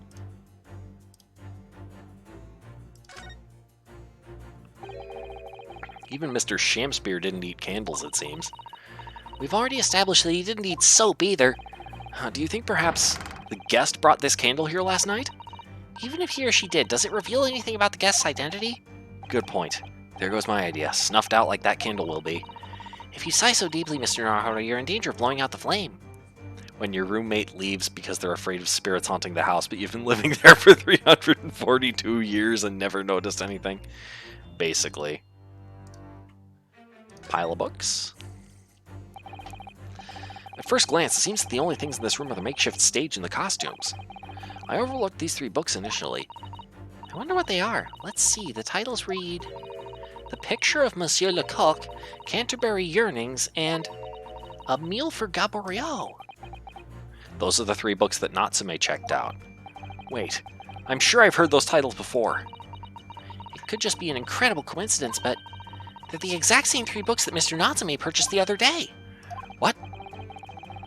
Yes, on the day of the unfortunate incident when Miss Green was stabbed, Sosuke-san had just been to a bookshop and bought them, that's right. And now those 3 titles are here in the room of the victim. Yet Mr. Natsume claims never to have been here before. What does this mean, do you think? I really don't know what to make of it. Pile of familiar books. Just one more thing to examine. It's empty. Empty of liquid, but full of air. That makes you think, doesn't it? Makes me think the earful of hot air. We should be thinking about who else was in the room at the time. Bother, Susato-san's quip in response was cleverer than my original riddle.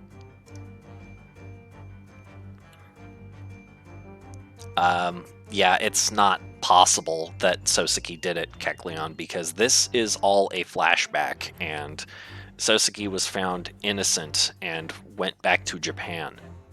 We know this. Take that! So I guess we're just gonna drill this in and see what happens.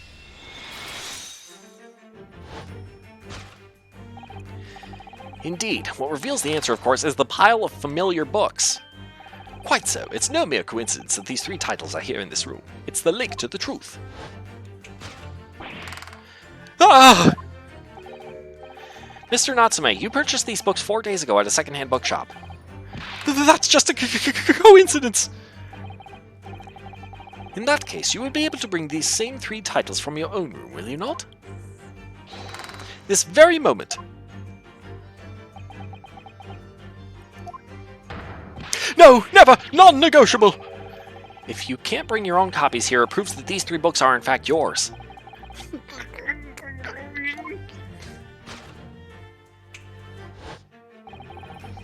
Having purchased the books 4 days ago and returned to your lodgings, you were arrested the very next day. So you could conceivably have brought the books here on that evening, but you never mentioned that. In other words, you could only have brought these 3 books here to the victim's room.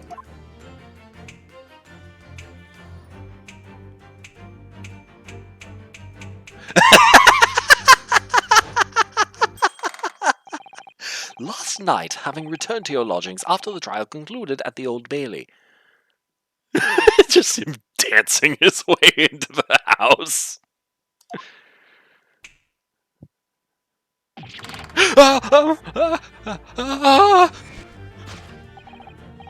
In short, there is only one possible conclusion. The victim died here in his room last night as a result of poisoning.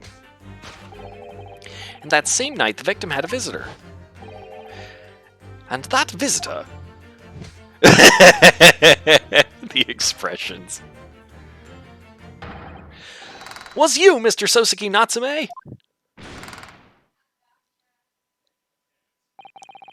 Thus concludes the final act of Herlock Sholmes' great deduction. Sosuke Natsume at the scene.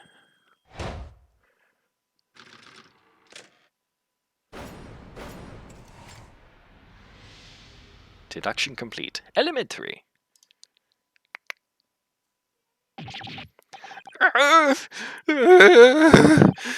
Not again! Not again! Not again!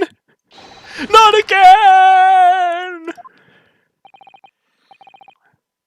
Well then, Mr. Natsume. It would appear you're gonna have to accompany me down to the yard again. But wait! Hold your horses! Yes. Door, key, locked! Entry, exit, entirely impossible! He's so flustered he's being even stranger than normal. What, you think that's an alibi? You could have just made a copy. What? You live in the same building after all. You'd have had plenty of opportunity, I'm sure. But... Misery me!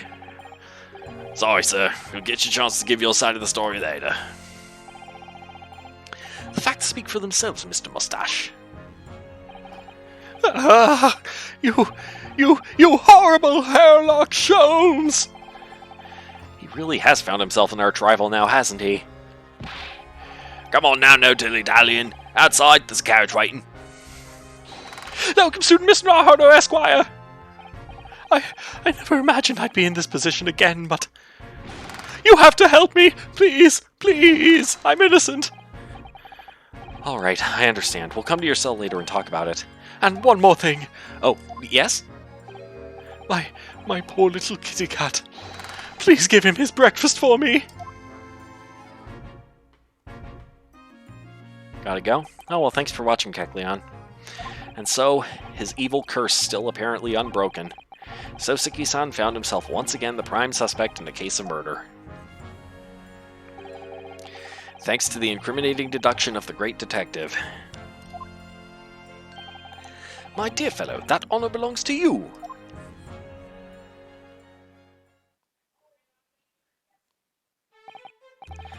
Well, at least that means Inspector Gregson is no longer here.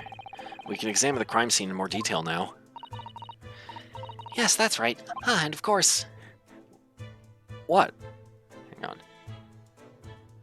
Okay.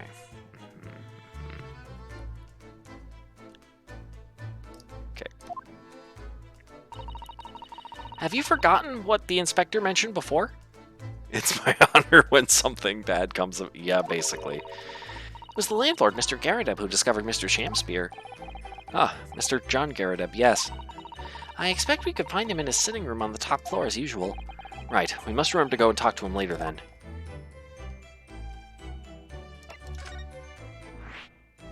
New locations.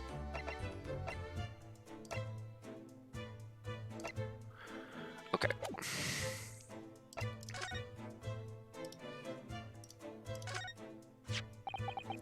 And here we have another disproportionately large machine. This looks like a meter of some kind. Ah, this is a gas meter, I think.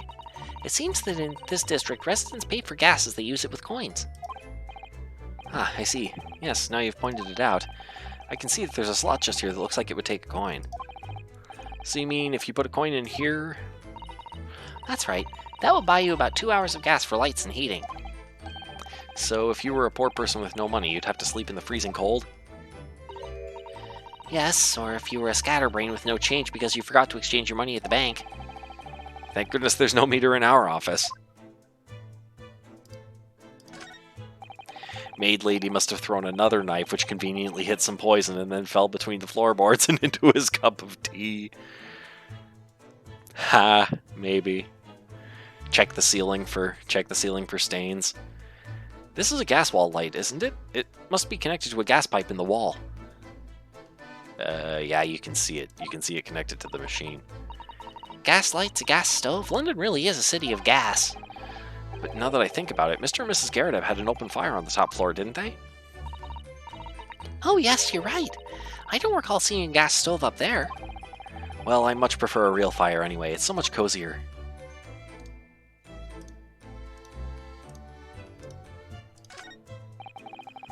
Look at these extravagant bright costumes. Somehow they look out of place in this room with its grim, shady goings-on. This one looks like a king's attire. A king? I've always dreamt of being a king. Oh, I think you'd be more suited to a feudal lord, a daimyo or such like. With a chonmage top knot? Every Japanese man wishes he had a chonmage. Oh, you'd look wonderful with one, and you already have the sword. Can you imagine what would happen if I walked around the streets of London with a chonmage and a sword? Oh, nothing particular of note there. What about over here?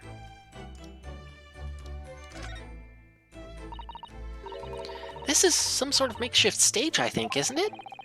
Where does the audience sit, though, for the nightly Shakespeare performances? Actors aspiring to the great stage must practice their art, Mr. Naruhodo, with or without an audience. In fact, on a related note, perhaps you should set up a mock bench for the defense in your office. What? Then you could practice your art every single day. I'll think about it if you promise to don a beard and play the role of the judge. Well, if that would help you achieve your goal. This I have to see. Cobwebs, nails, a box, the body. Oh, the poor man, so young to die. Do you suppose it was a very painful death, being poisoned as he was? With the mouth foaming, probably. I don't know. All we can do now is hope that he'll be reborn to a better life. Yes, I suppose you're right. I wonder. Spider friends, yep. Do you think that putting our hands together in a Japanese prayer will help a British soul? Sorry? I made sure I had a reference at the ready for just such an occasion as this, actually. This book is entitled The Beginner's Guide to Praying for the Departed, the British Way. Maybe they weren't friends. Spider was the real culprit. Oh, so that's the explanation. She has multiple books. They just all have the same cover. I'll just reread it now. One moment. There's quite a spine on that book, isn't there? Ah, one of the teacups Mr. Shakespeare and his guest drank from last night. But don't go drinking from them, Mr. Naruhodo. There's bitter poison inside. I'm not planning on drinking any, don't worry. Anyway, the cups are both empty. That's true. So one was Mr. Shakespeare's, and the other must be the cup that Mr. Natsume was drinking from. But Soseki-san wasn't poisoned, of course. Perhaps we should take these so we can examine them in more detail later. A pair of teacups has been entered into the court record. The one with the green line around the rim was Mr. Natsume's. Okay.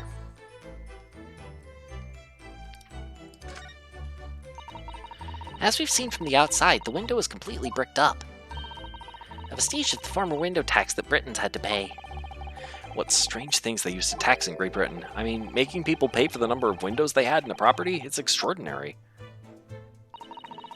It's heartbreaking to think of the poor having to block up their windows just to avoid an unaffordable tax. Oh! What is it, Mr. Sato? If you look closely, a number of the bricks are loose. These three right here, yep. Oh yes, looks as though an amateur has broken out a few of them just here. Was it Mr. Shakespeare who did it, I wonder? Being the lodger renting this room. Oh, look at this, Mr. Naruhodo. On the outside, there's a little ledge. There's something on it. What, outside?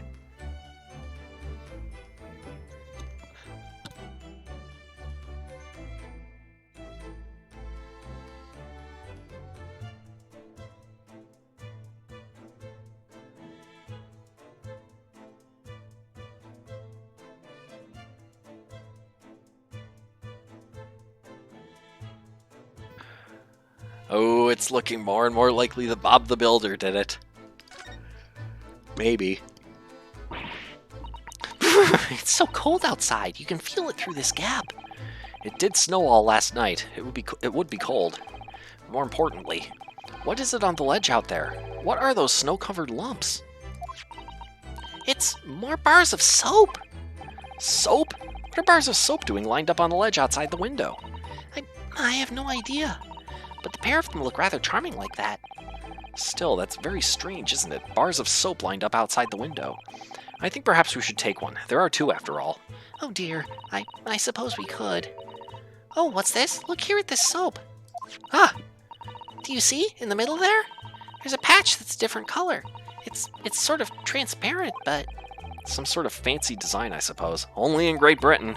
It looks like the Hitomaru flag of Japan, doesn't it? How wonderful! It's probably a very expensive brand. Expensive? Then what's it doing in this ramshackle old room? A cheap bar of soap that was discovered just outside Mr. Shakespeare's window. What's this now? What's this? It looks like part of an envelope, I think. Yes, I think you may be right. Perhaps it was torn off when the letter was opened.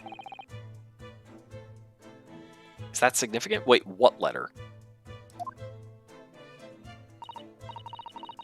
Well, it's a little out of place, perhaps. When you look around the room, there's no sign of a letter or the rest of the envelope, in fact, is there? Ah, she's right. And yet, here we have the torn off end of an envelope. It just strikes me as unusual. I agree. We'd better take this just in case. The torn off end of envelope has been entered into the court record. Okay, looks like that's all we wanted to pick up from here. Looks like you're having a good snoop around there. Inspector Gregson, back so soon?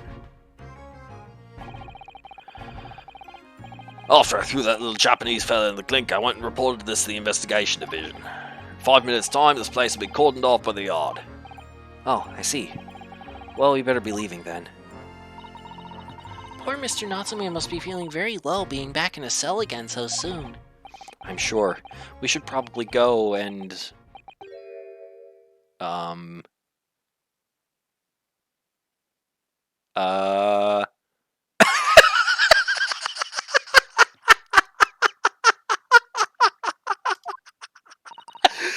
What's wrong, Mr. Naruhodo?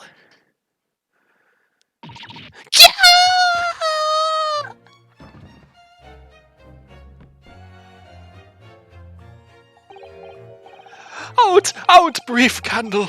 Life's but a walking shadow, a poor player. That struts and frets his hour upon the stage, and then is heard no more. Now, how soundeth the next part?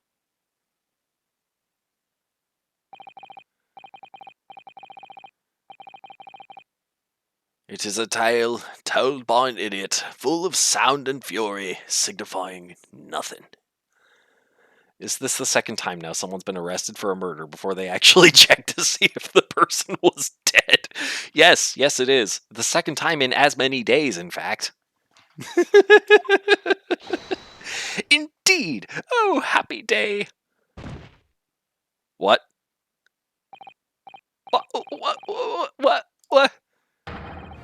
Walking Dead!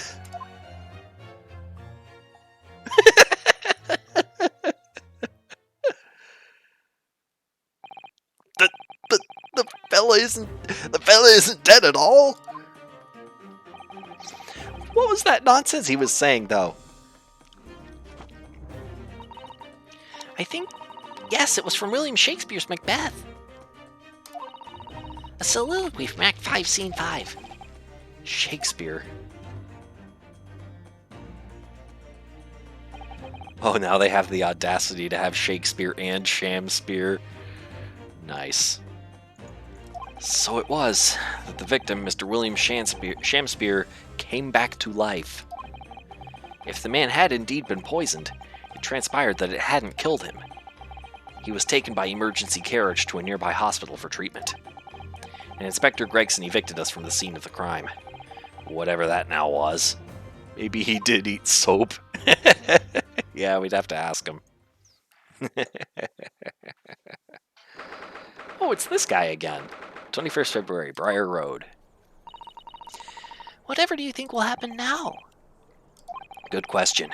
What a strange situation for Mr. Natsume. Arrested for murder, but then the victim comes back to life. I think perhaps the victim was never dead in the first place. It seems very likely that Mr. Shamspeare did consume poison as we deduced, but what was it, an accident, attempted suicide, or attempted murder?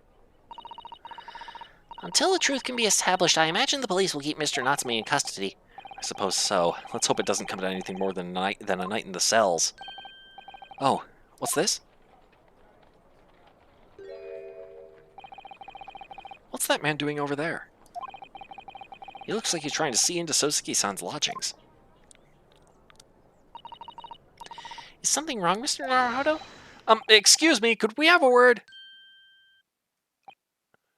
Ah! Just dabs and books it. He just ran off. I feel sure that I've seen that man somewhere before. Where was it? I do too, but I don't remember.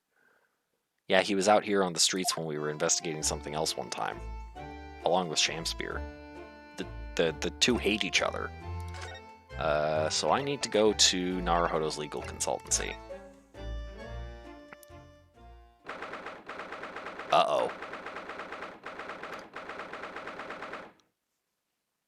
That's not good. Where's the desk? Where's the Dharma?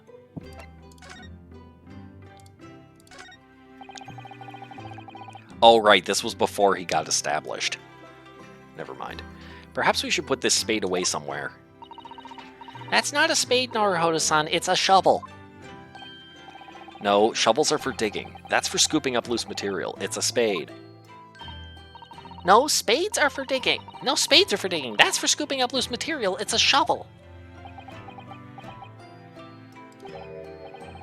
Well, it doesn't really matter, does it? You're so right, Naruhodo-san. We mustn't quarrel over such trifles. On reflection, then, I think I'll leave this spade where it is. Yes, I think that's for the best. We may need a shovel when we're working in the garden. Ah. Okay. That's all I needed to do here.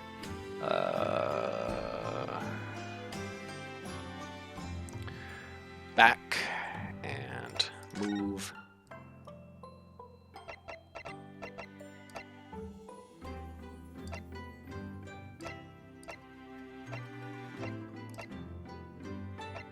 Oh, that's right. I should probably do this. Soseki-san is so terribly unlucky, isn't he?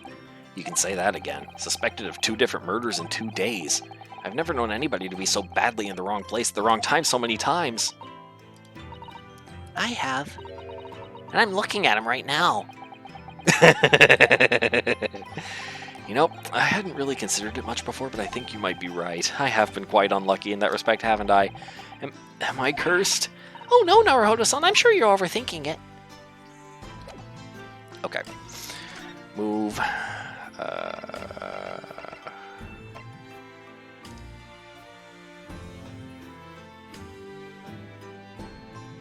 Okay. After the first part of the... Okay. Let's go see the Garradebs. That's probably where they want us to go now. 21st February, the Garradebs' room. Here we are again, the eccentric landlord's eccentric top floor abode. We're here because Mr. Garradeb's the one who discovered the incident this morning, don't forget. Ah, you chaps, eh? Do not feed the cat soap. Oh, that's right, I do need to feed the cat. Yes, good morning, sir. Thank you for your cooperation in court yesterday. It was quite a trial. As much for Mr. Garradeb as anyone, really. Came straight back here after all that business at the Bailey yesterday. Didn't expect to wake up to more bally nonsense this morning. I wonder if you wouldn't mind telling us exactly what happened, Mr. Garradeb? Yes, I suppose you'd like to know all about that dead loss of an actor chap in the ground floor room. Those were exactly Inspector Gregson's words, weren't they? Weren't they?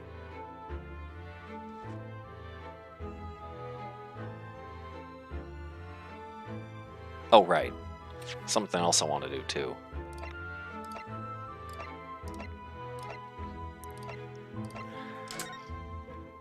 Yeah, have that.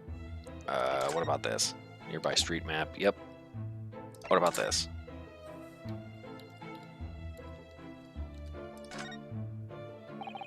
Whoever opened this envelope didn't bother with a letter opener or scissors, did they? Yes, whoever opened it was clearly someone with an unrefined temperament. And judging from the angle of the rip here, the person in question must have been right-handed. Miss Susato! I think perhaps someone's been reading too much of The Adventures of Sherlock Sholmes. You never read too much of it, Mr. Naruhodo, never!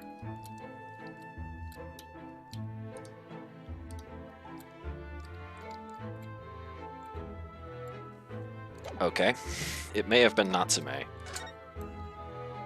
Alright. This. Oh. What is it, Mr. Naruhodo?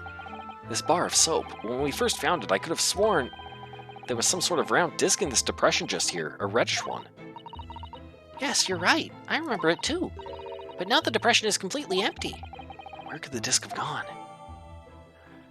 The little reddish medallion from the center has mysteriously vanished. Yep, the details of the bar of soap have been updated in the court record.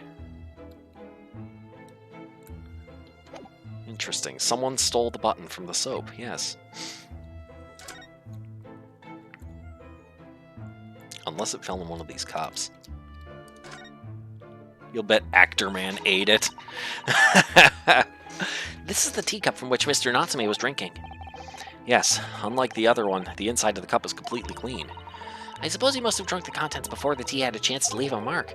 I always gulp it down too. Sorry, Mr. Naruhodo? Well, if you just sip it little by little, it goes cold. Clearly, I shall have to instruct you in the proper way to take tea. There is no tea ring on the inside of Mr. Natsume's cup. Okay. What about this? This must be the cup Mr. Shamspear was drinking from then. It's stained on the inside. Tea does that, I'm afraid. Even green tea. Oh, really? I've never noticed before. You've never noticed? Well, I never leave it in the cup long enough to leave a mark. I like to gulp it down. Drink tea while it's hot. That's the Japanese way, isn't it? Oh dear, so many people seem to have the wrong idea about our culture, and most of them are Japanese. Is there anything else remarkable about these cups? No. Okay. Alright, that's it. Converse. This morning's incident. It must have been a real shock for you this morning. I hear that you discovered what had happened.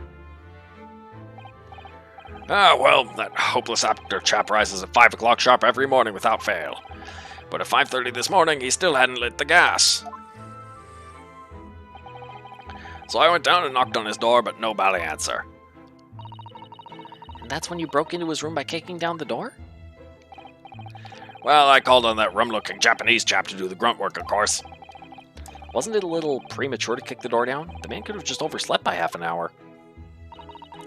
That's very true, Mr. Naruhodo. If 30 minutes oversleeping warranted such behavior, I'd have to kick your door down every morning.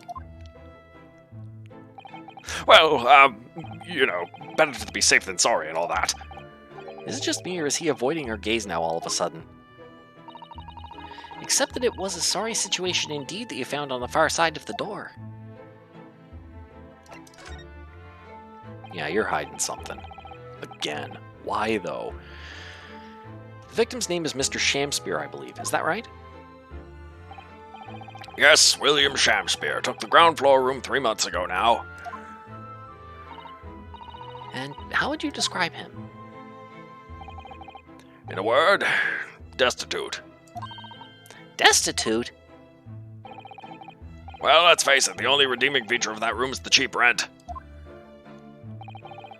Anyone wanting to live in a place like that is either broke or has a bally screw loose. So hard to choose which category Soseki-san would fall into. Mr. Naruhodo, that's a little rude.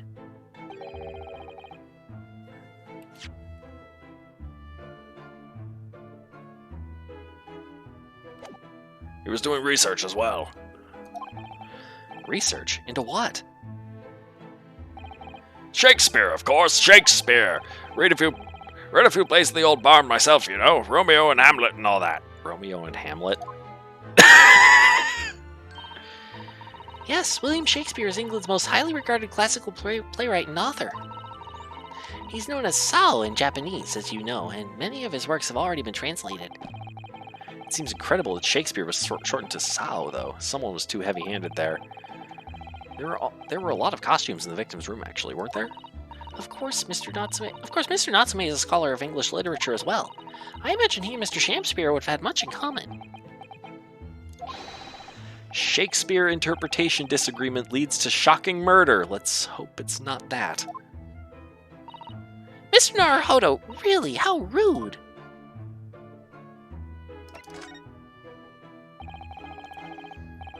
After Mr. Natsume's trial yesterday, you came straight back here, I believe, didn't you? Did you notice anything strange between then and this morning? Well, now, must have been about 6 in the evening by the time I got home. Snow was coming down rather heavily, as I remember, and it was completely dark already.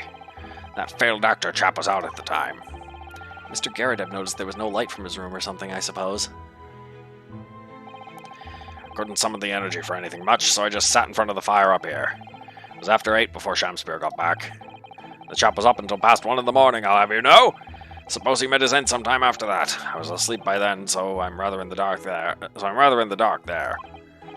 Well, thank you. That was very illuminating.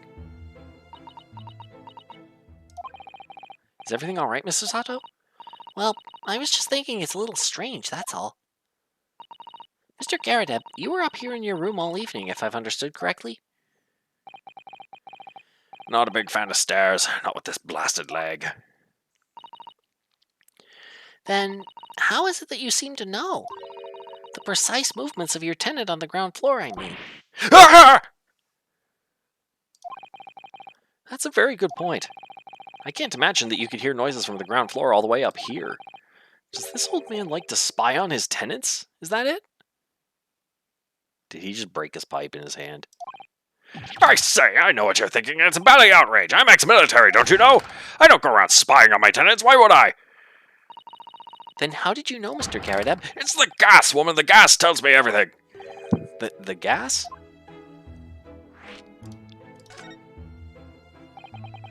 What on earth do you mean, sir? How can the gas tell you anything, let alone everything? Well, as you're probably aware, the gas is supplied to the building by pipes. Yes, I'd more or less worked that out. Every room in the building is connected by a single pipe to the gas main outside. And the gas company supplies gas to properties via the main. Yes, I understand that too. He's a government surveillance drone. I wouldn't doubt it by this point. Let me see if I can explain. Let's say I was to light the gas lamps up here. What do you suppose would happen? Well, obviously the room would get brighter. Exactly, but at the same time, the lights in all the other rooms of the house would dim for a moment. What? They dim? Why? Perhaps it's because when you light a gas lamp, it briefly uses more gas than usual. And that reduces the amount of gas in the pipe for the other lamps that are connected to it. That might explain why the other lamps dim momentarily, mightn't it? Yes, of course, because everything's connected to a single supply pipe. Is that supposed to happen, though? It sounds rather undesirable. Jolly good point. The fact is, the gas company's pipes in these parts are pretty hopeless. Long worn out. Barely got any gas in them to start with. Opposite's also true, of course. Extinguish the lamps up here, and they glow brighter in the rest of the house. Ah, right, I see. So by watching the flickering of the lamps in one room, you can determine what's happening elsewhere. You've got it. Oh, of course, because when people come back home in the evening and before they go to sleep at night, what they're guaranteed to do is either light or put out their lamps and fires. Clever. Clever. In point of fact, the room on the ground floor and the one above it use slightly different amounts of gas. By watching the lights in here closely, I can work out almost exactly what's going on in the whole house. Gosh, that's fascinating, Mr. Garrideb. Absolutely fascinating. Oh, well, nothing to it, really. And I can't really see that it's going to help us with the case either. It's totally going to help them with the case. What I'd like to know is why Mr. Garrideb is so interested in what his tenants are up to in the first place. I feel like there's more to it than idle curiosity. Well, we've done as much investigating here as we can, I think. Perhaps we ought to go to the prison and speak with Mr. Natsume again. Good idea.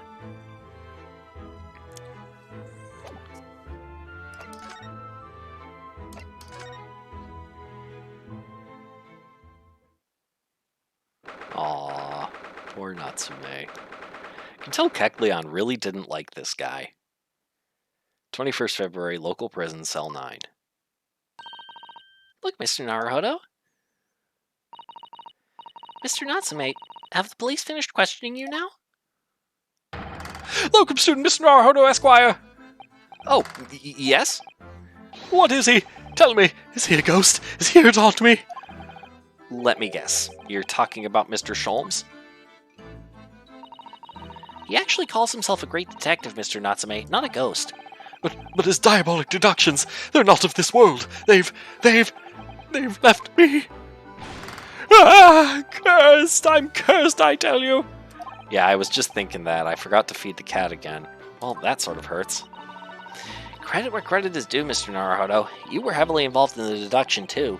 Yes, moving on. We have some wonderful news. Oh? The victim that we all thought was dead has come back to life again. Now, in the absolutely worst case, you could only be tried for attempted murder. That's great, isn't it, Mr. Natsume? It's terrible! Oh. I'm stuck in this cell, suffering for some silly wrong end of the stick. You did it, didn't you? Confess! You're a killer! Why the mustache? Constant questions! I'm sorry to hear that. Oh, that selfish shyster! Make up your mind. Are you dead or alive? If you were going to come back to life, why bother dying? Wickedly wishy-washy William! Oh my god. Well, it seems likely that Mr. Shamspear was never actually dead in the first place. Ah, yes, that might make sense. And I'm pleased that he's alive, of course. Our lively debate last night was much fun. I'd be sad to think it was our last. Oh, Oops. Mr. Natsume, does this mean that you did see the victim last night? You met with Mr. Shamspear? You met with Mr. Shamspear, didn't you? I'm not saying another word. I demand to have a lawyer present. Who do you think I am? Please, Mr. Natsume, we need to hear your side of the story. Why am I cursed like this? Okay, that's gonna wait, because I'm gonna go feed your damn cat. Wait, I can't. I can't feed the cat. Natsume's room is not listed here. There's prison, there's the Garradeb's room, there's Briar Road, Shamspear's room, the hospital bed, Cholmes' suite, and my legal consultancy. I cannot feed the cat. Them's the breaks, I guess. Can you tell us exactly what happened last night then, Mr. Natsume? There's nothing to tell. But, Mr. Naruhodo Esquire, I'm eternally grateful to you for helping me with that accursed case yesterday. The case that saw poor Miss Green hospitalized after she ended up with a knife in her back. it's hard to believe that was only yesterday. After the trial was over, I trudged my weary way back to my lowly lodgings. And that evening at 9:30 it must have been, I visited Mr. Shamspear. So, you did go to the victim's room then? As we feared. I didn't do anything wrong! I'd never been to his room before. It was the first time. Then what made you decide to go? I bumped into him when I arrived back at the house. We got chatting and it developed into a discussion. But he had to go out, so I bade him farewell. That ties in with what Mr. Garradeb said. The victim went out and came back after 8. We met again later that evening, at around 9, or just after, when I took him some nice tea I'd brewed as a gift. So it was you who brought the tea that had clearly been drunk at the scene then? And I suppose you were discussing the works of Shakespeare, were you? Yes, that's right. That's exactly right. Romeo and Juliet, who was the stronger? It was a delightful debate. I'm sure. Such a stimulating subject, Shakespeare! And the debate became very heated, so you slipped poison into Mr. Shamspear's tea? No, never, not at all. Team Juliet won, that was me. And when I left his room, the flamboyant fellow was fighting fit. I swear it, categorically. Cursed existence. Mr. Natsume, you often say the same thing about yourself, I've noticed, that you have a cursed existence. I'm sure I've mentioned this to you before, but I've been here in Great Britain for a year now, and in that time I've learned that it's no place for me. It can be very trying to live in a foreign land and adapt to the ways of another culture. There are foreigners everywhere I look, and they all stare at me, they all laugh. That's the impression I get whenever I go out. It makes me scared to leave my room. Which is why I've become a recluse. But even in my room, I find no respite from my fears. I've moved more times than I can remember, and then 1 week ago I moved into Briar Road. But why? I mean, why did you choose that place? It doesn't seem very comfortable. Because the rent is cheap. I have so little money, it spoke to me. The rent? Obviously there's a reason why it's cheap. Because the room is cursed.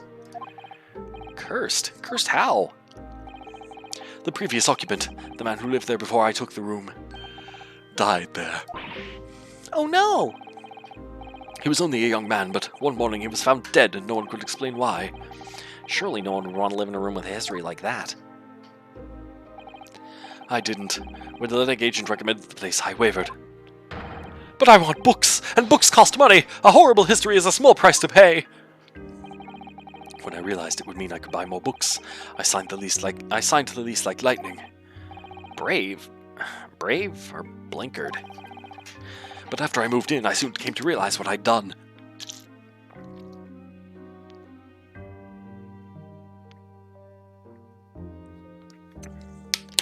Okay, I'm starting to think that all this streaming and talking is starting to wear down my voice. I may need to take a week off at some point. But after I moved in, I soon came to realize what I'd done. I realized how horrible that room's history really was. Gosh, was it really so awful? Maybe I just need to do warm-up exercises before this particular stream each week. How did the room's horrible history affect you, Mr. Natsume? What happened? At first, it was just a feeling. The feeling of beady eyes boring into my back, watching me. Do you think that might have just been your mind playing tricks on you? No. My mind doesn't know any tricks. It was someone else. It's been one long nightmare ever since I was given the keys to the place. A nightmare? You've been having bad dreams, you mean? All the souls who died in that room lean over me in my sleep and tried to strangle me. That really is horrible. That really is horrible. And now I come to think of it, it happened again last night, too. The very same night that Mr. Shamspeare was writhing in agony from the poison in his body. I was on the verge of being suffocated silently by those miserable spirits in my room. You simply must move out of that room as soon as possible. Yes, you're right, I know it. And that's why I'm already searching for the next room with a history to call home. Didn't he go straight back to Japan, though? I think perhaps you should try to avoid accommodation with any kind of history at all. Otherwise, I'm scared that you yourself may become a history. Whew, Susato-san knows how to make the man listen.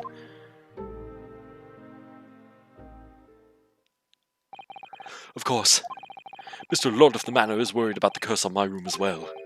You mean Mr. Garudeb? Yes, he knows that if people keep dying there, he'll never be able to rent it out again.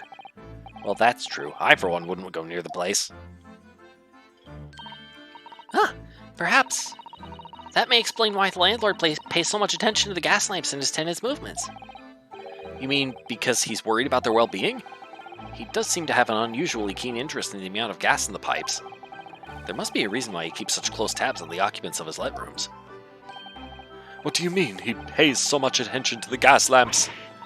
Oh dear, no, it's nothing to do with you, Mr. Natsume. Please forget I said anything. Oh. Now you're talking about me behind my back. Now you're talking about me behind my back as well.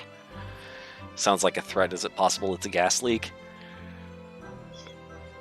I don't think so. I don't think Gas would cause, like, the foaming at the mouth, kinda. Or, you know, maybe it was. Maybe it was. What's important is that Mr. Shamspeare isn't in fact dead at all. Once he's come around and he's able to tell us what happened, we'll be able to get you released. Yes, please. Oh, I do hope you're right. Excuse me. Excuse me. Inspector Gregson. I couldn't help overhearing what you just said. And on that note, I have some good news and some bad news. Oh, Which you want first? Always, every time, the bad news comes first. When hope is all you have, hold on to it. That's my guiding principle. Right, well, in that case, the good news it is. huh? Sorry, but it's just a lot easier to explain everything that way. Then why did you ask me my preference? As you might have heard, the victim, Mr. Shamspeare, was just unconscious. He's come round now. Yes, we saw it happen in all its terrifying glory. He's still being treated by the doctors, but we've managed to get a written statement from him already. Oh, isn't that wonderful, Mr. Natsume? Oh, thank goodness. It's all over then. I can leave this somber cell. Sorry, no. That's not on the cards. What? Why ever not, Inspector? Mr. Shamspeare has implicated someone as being responsible for what happened last night. Implicated someone? Oh dear. You don't mean... Yeah, he did. I did, in fact, eat soap. I'm sorry to say I do, yes. He's pointed the finger at you, Mr. Natsume. Ah! By sweet poison did he seeketh to end my life. That wicked caitiff, Sosuke Natsume. No! So I'm afraid you'll be appearing in court as blind. You'll be wanting to make this... It's blonde. You'll be wanting to make the necessary preparations. No!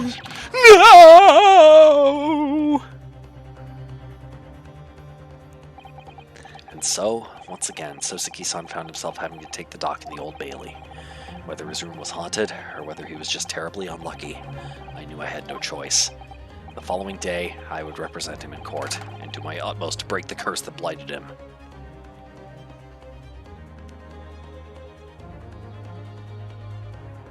To be continued.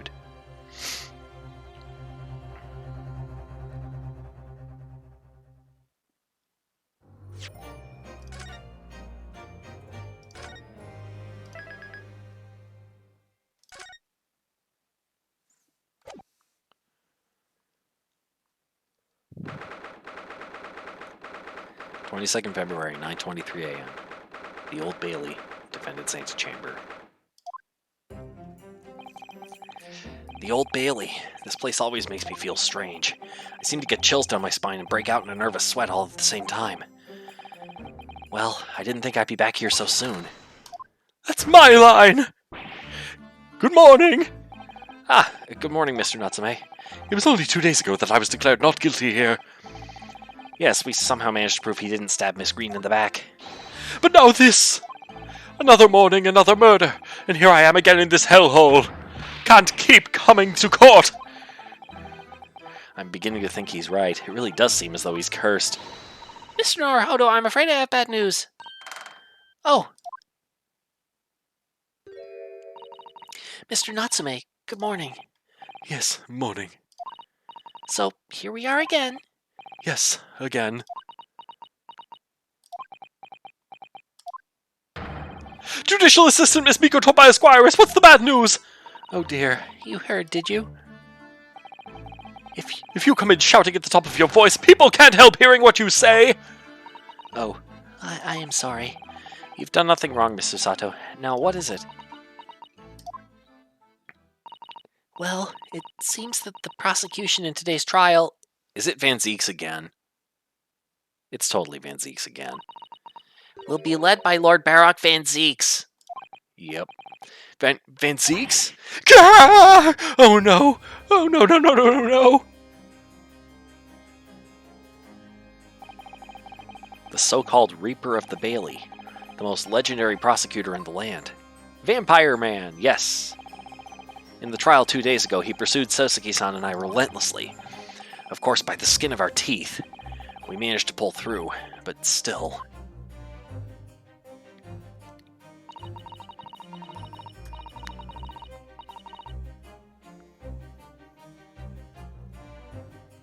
Perhaps Mr. Natsume's acquittal in the last trial wasn't the end of the matter. After all, Yes, I know what you're thinking. The legend of the Reaper that says, nothing can save a person in the dock when Lord Van Zeeks is the prosecutor. Oh no! that even if that person is found not guilty, the accused will meet a mysterious end one way or another. And we've experienced it firsthand.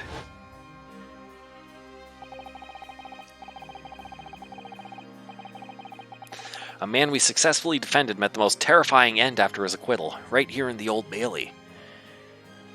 At the hands of Eggy McBendy Dick. I cannot believe I said that on stream. Oops. Ah, do I have to put up with those ice-cold eyes boring into my soul again? Cursed by evil spirits and now by the Reaper! Pair of petrifying perils, potentially!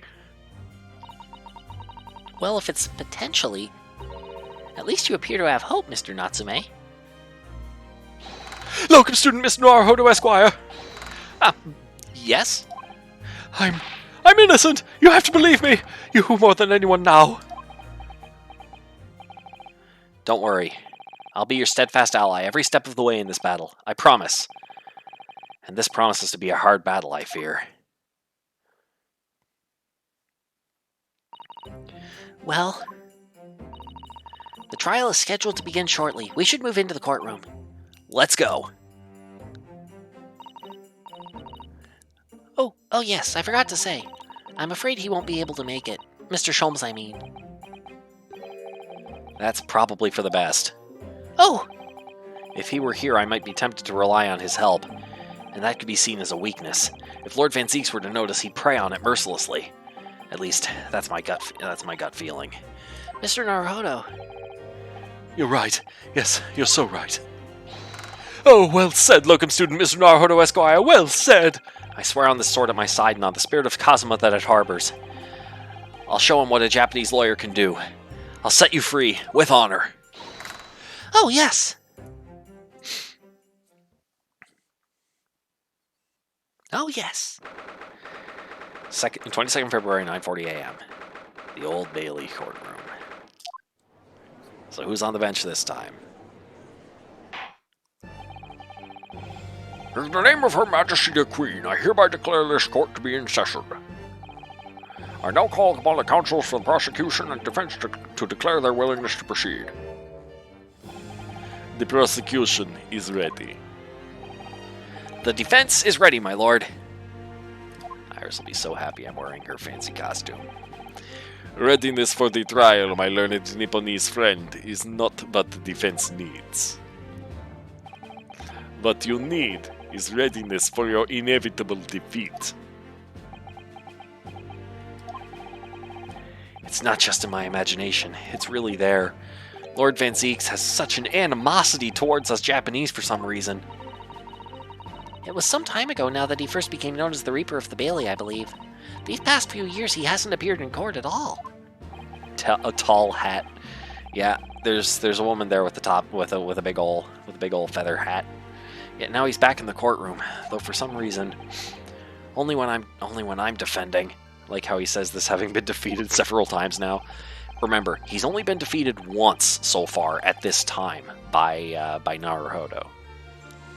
This Reaper with his curious disdain for us Japanese is a prosecutor shrouded in mystery. And that one loss to us,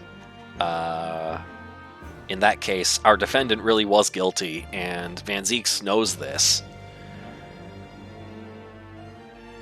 This Reaper with his curious disdain for us Japanese is a prosecutor shrouded in mystery. No, this, oh, you're right, no, you're right, it has been twice. The McGilded case, and then the Garadebs. Yeah, that's right, it has been twice, you're right. And he's lost both times. But again, the first time he's like, I know that this defense attorney is full of garbage. But this is before we know for sure that Magnus McGilded was guilty. But it's between the Garadeb stabbing and the Ashley Graydon killing the pond guy thing. It's between those two. This Reaper with his curious disdain for us Japanese is a prosecutor shrouded in mystery. Still, this isn't the time to be pondering that. I have to concentrate on Soseki-san's trial. Yeah, this would be before Van Zieks realized that, hey, this Naruhodo guy is actually okay, and yeah, sorry I judged you based on this other Japanese guy I knew before you came here, because he was kind of a backstabbing little shit.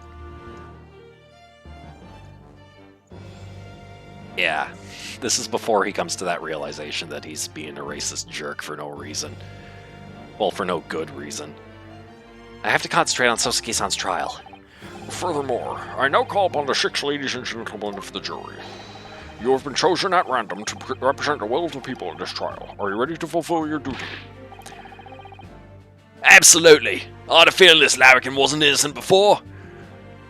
This is him. This is the guy. This is the Bruce Fairplay guy. This is the guy whose silhouette we saw in the flashback. I must say that I feel especially ruthless on days when my hat refuses to sit right. Oh, well, I rather like how you're wearing your hat. I think the ruthless look is very fetching, actually.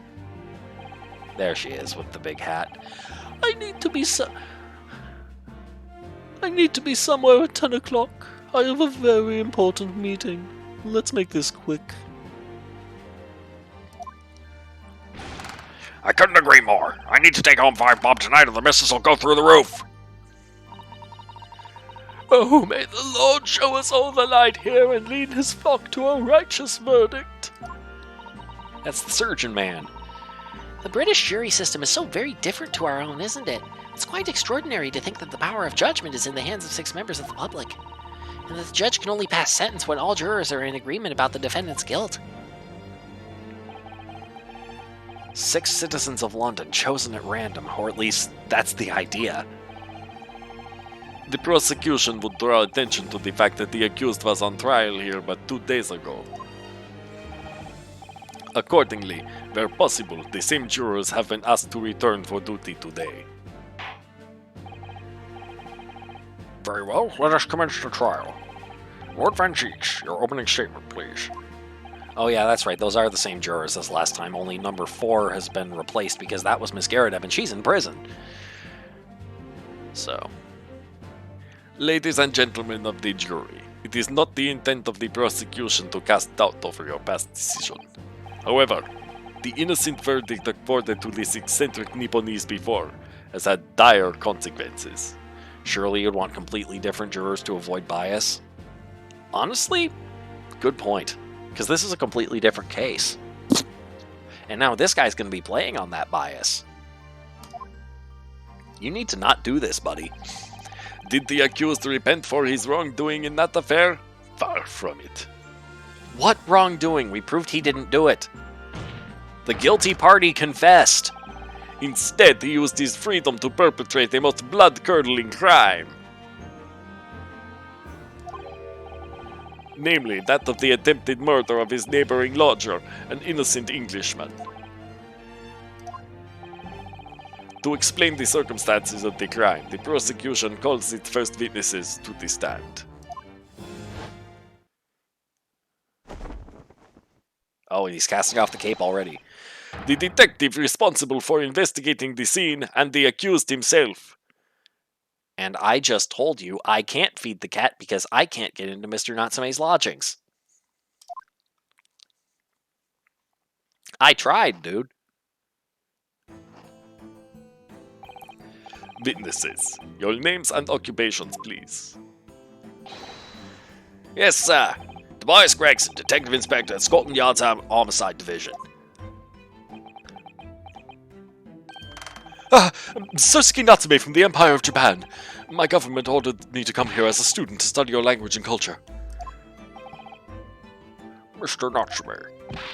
Yes, my lord, sir. I'm quite sure I'm not mistaken. That you swore an oath never to set foot in my courtroom again. I remember it as if it were yesterday. Oh, hi, Ember. The day before, in fact, my lord, but close enough. Oh, believe me, this is the last place I want to be. Inspector, let's hear from you first. Explain the case for the court. Right you are, sir. The incident occurred at the Garrett household where the defendant has lodgings. In the ground floor room of the victim, Mr. William Shamspeare. The defendant has already admitted to visiting the victim on the night in question. Mr. Shamspeare collapsed in this room as a result of poison by strychnine. Oh, so the poison test results came back and it wasn't the soap, or was it the soap? Is strychnine in soap at this time? It was found the following morning when the landlord suspected something was wrong, broke down the door.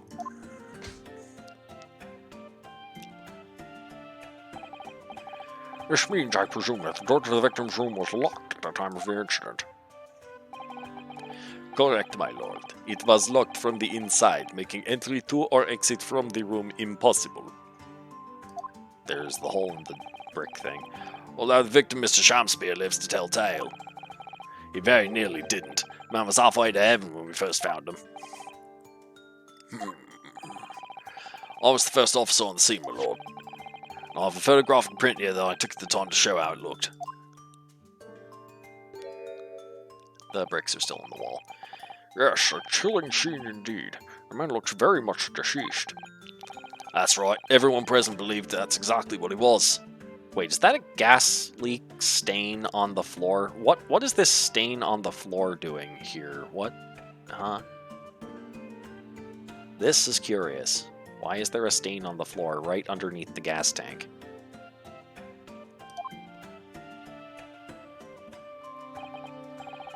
Very well. I shall accept this photographic print as evidence for the court.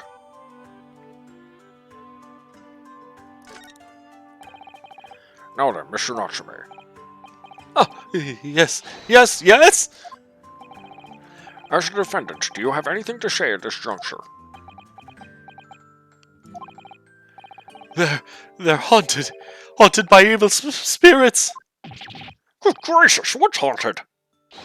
My lodgings! There's been a whole series of strange happenings in my lodgings. The tenant before me died in mysterious circumstances. A woman was stabbed by no one on the street outside. My neighbor was poisoned. And me! What about me? I've nearly been killed countless times. Killed, Mr. Natsume? How?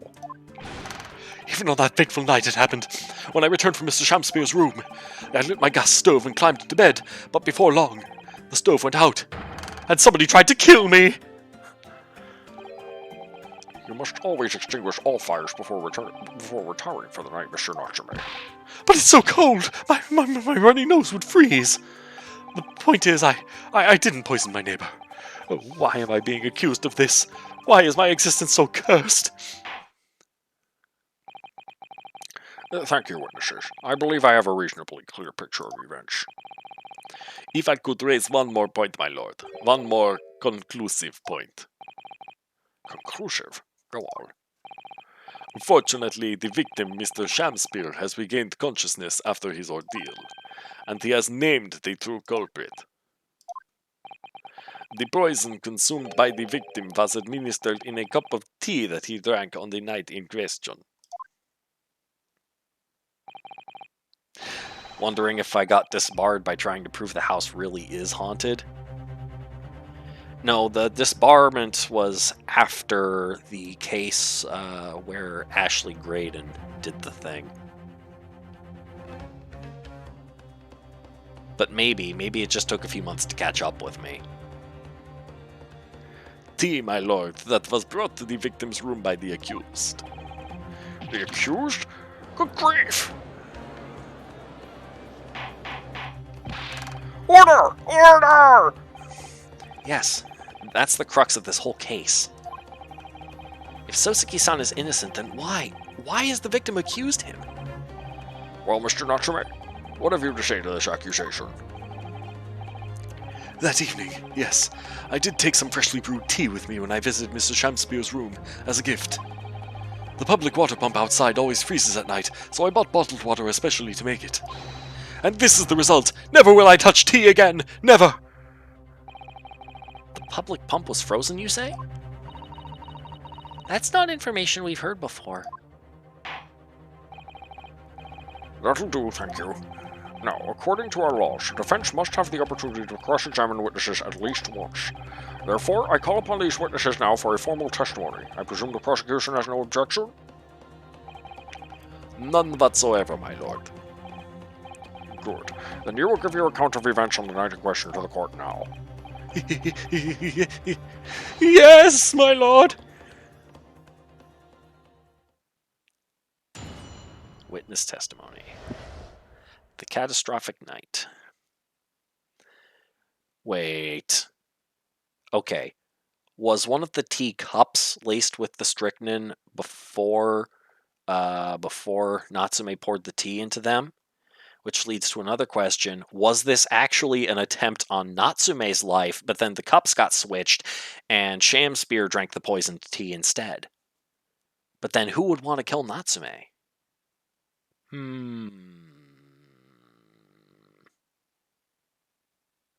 Did Shamspeare try to kill Natsume? Because, I mean, Shamspeare definitely has the acting down of how someone would behave, of how a typical Ace Attorney villain would behave. Like, think Graydon, for example. He acted very flamboyantly like that. And McGilded was kind of out there too. right? Perhaps Shamspear was trying to kill Natsume. It backfired, and he's still trying to pin it on Natsume now to try to get him anyway. Sholmes may have been a villain. Maybe.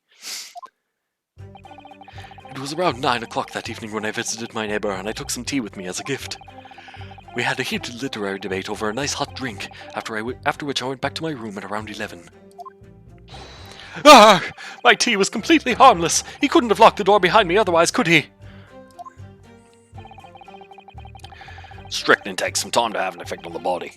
People don't keel over immediately after taking it. The victim would have been perfectly able to lock the door after his guest left. The argument still stands. Alright, let's start pressing. Yes, I see. It all seems relatively straightforward. Excuse me, but that testimony does raise one rather crucial point, I think. Mr. Natsume claims his tea to have been harmless. Presumably, though, the teacups have been examined for traces of the poison, haven't they? Why didn't I think of that? Well, as it happens, no. We haven't been able to. Did I hear you correctly, Inspector? Scotland Yard has failed to examine the suspect's substance. How could you have overlooked something so important? Isn't that the first thing you should have done? My learned Nipponese friend is falsely incensed. The inspector said Scotland Yard was unable to examine the tea, not that it was overlooked. Unable? Why? It's simple enough. There was none left, not a drop. Someone must have been very thirsty indeed. With current scientific techniques, it's not possible to test for poison under such circumstances. We only need a drop, but that one drop does actually have to exist, funnily enough. The lack of examination notwithstanding, it appears nothing other than the tea passed the victim's lips on the night in question. I see. Thank you. The matter is clear. Cast your eyes over the jury, my learned friend. What? You can see it in their faces, I'm sure. The recognition of the accused's guilt. Your client's fate is all but sealed. In mere moments from now, you will lose, and your compatriot will be damned for all eternity. He's right. I can feel all 6 of the jurors looking daggers at me. I still maintain Strongheart is going to be the surprise villain. But I can't let them beat me down. I won't. Counsel for the defense, proceed with your cross-examination. Yes, my lord.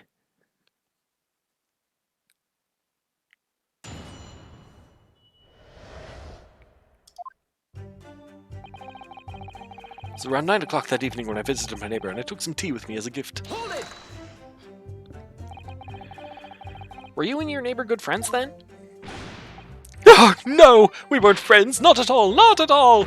Never! Ever! A simple no would have sufficed. A little mouse on my shoulder. Then, why did you decide to pay him a visit? Mr. Shamspear fancies himself as having great literary knowledge. As a fellow scholar of English literature, we find much to talk about together. Come now, no Nipponese could understand the finer points of English literature. And on the night in question, that was the topic of conversation as well, I presume. It was the day of my last trial, when I was acquitted. I'd just arrived back at my lodgings, when I ran into Mr. Shamspear outside on the street. That was at around 6 o'clock. We exchanged 1 or 2 pleasantries, but it soon turned into a heated discussion. He was on his way out at the time, though, so I promised to visit his room that evening at 9 to continue our debate. But did I have ill intentions? No! Not one! Not two! Not any! Not at all! Never! Ever! A simple no would have sufficed, I feel. Then tell the court what did happen when you visited the victim's room. We had a heated literary debate over a nice hot drink, after which I went back to my room at around 11.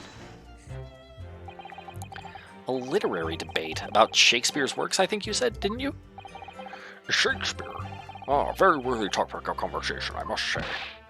Oh yes, my lord. Romeo and Juliet, who was stronger? It was a profoundly pleasurable parley. Romeo and Juliet. Who was stronger? I know I'm going to regret asking this, but how did the debate go? Well, we both agreed that we would reach a conclusion more quickly with reenactment. So we battled it out, in a Greco-Roman style, naturally. What? Mr. Shakespeare had all sorts of costumes in his room for just such a contest. So when you say a reenactment, you mean you were actually in costume? He as Romeo, I as Juliet, and after a vigorous wild tussle, I as Juliet came out on top. A victory I'll cherish forever. I dare not imagine a terrible scene of carnage. The fact remains that it was you who prepared the tea and took it to the victim, correct? I boiled the water in my room and made a pot to take with me. I'd heard that he was too poor to have tea himself, you see. It's true, there was no sign of any tea leaves in the man's room. I wanted to do something nice, to be friendly.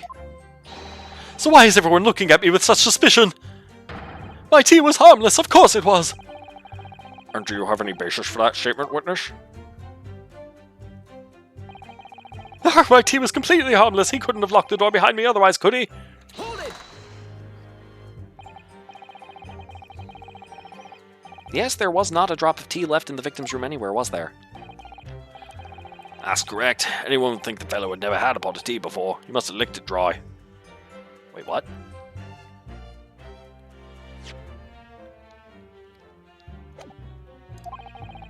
Which is a pity, because one drop is all we would have needed to analyze it for poison. And you say that you returned home to your room at 11 o'clock, Mr. Natsume? Yes, definitely. By heaven and earth, I swear it. The landlord was able to verify that, as it happens. He confirmed that the defendant went back to his room at 11 that night. And how was the landlord able to attest to this? He said it was the lamp. Said it was the lamps, I believe. The lamps, Inspector. When tenants return to their rooms and start using gas, the lamps in other parts of the house flicker. Yes, Mr. Garrett seems to pay a lot of attention to the comings and goings of his tenants. There's only one key to Mr. Shakespeare's room, I know that for certain. So he must have locked the door himself, from inside his room. The victim has confirmed that to be the case, yes. So I'm right, my tea was harmless, completely harmless. If you take poison, you die. Everyone knows that. It's not that simple, I'm afraid. What do you mean? Strychnine takes some time to have an effect on the body. People don't keel over immediately after taking it. You seem to be taking pity on this guy. Do you actually think he's innocent? Or do you rather want to believe that he is innocent, but you can't?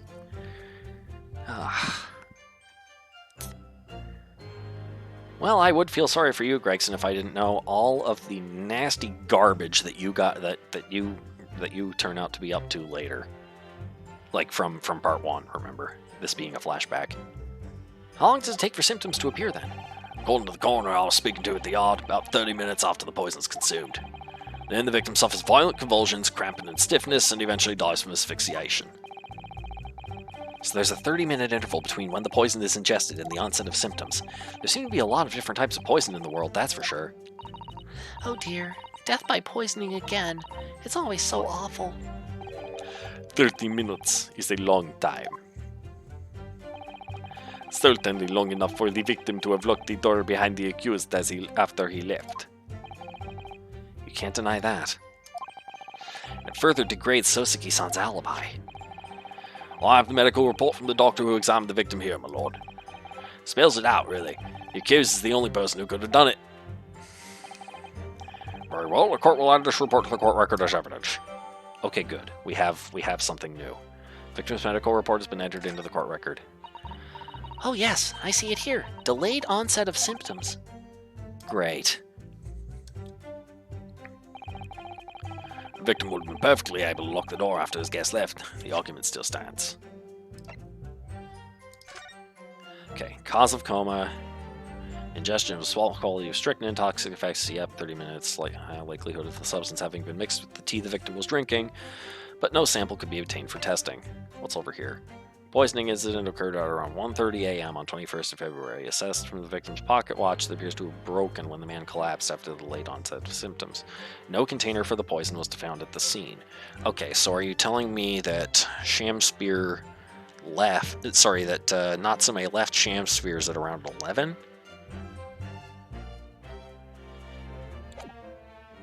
Okay.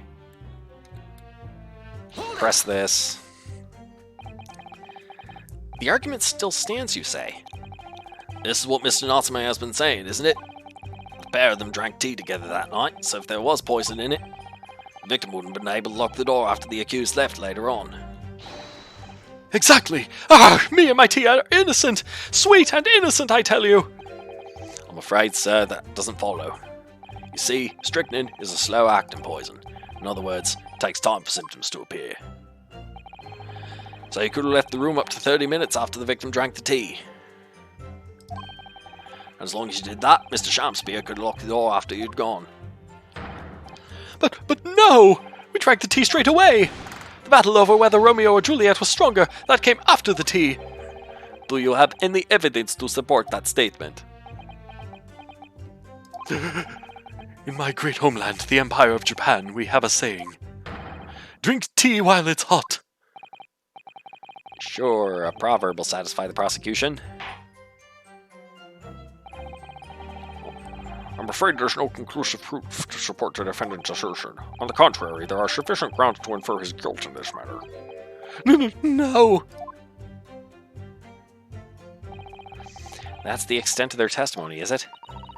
If I could voice a personal opinion, Mr. Naruhodo, of course, go ahead.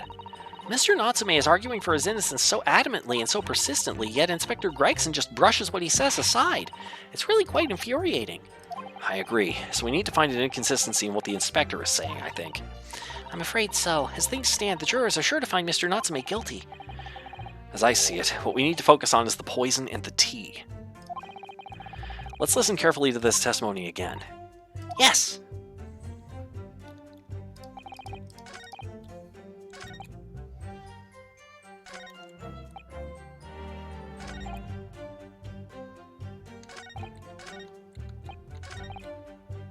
You went back to your room at around 11. Okay.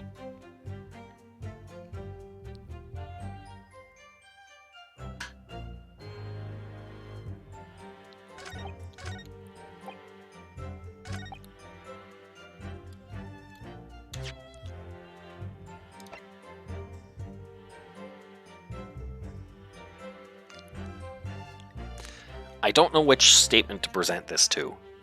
Whether to this or to Natsume's, the last one that Natsume makes. Objection! Okay, it's this. The argument still stands, you say. I think not, Inspector. Come again? I think you'll find that you've overlooked a very significant chronological inconsistency here. Chrono what? What are you on about? According to this report, the victim must have consumed the poison at around 1:30 in the morning.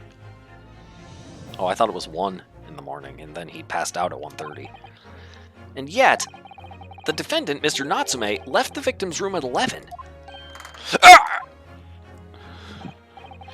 Yes, that's right. There's more than 2 hours of missing time there.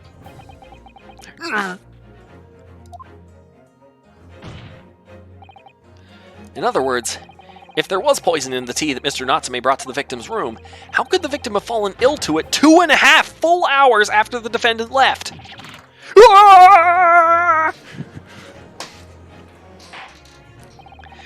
The defense's argument is entirely reasonable. How do you respond, Lord Franchich? Oh, you're ready for this. Interesting. Let's see what you have to say. Is he going to yeet it right now? He's going to yeet it, but is he going to do it now? Pray forgive the discourtesy if my mind has wandered. I was considering what cuisine would best complement the contents of my hallowed chalice this luncheon. What's going on?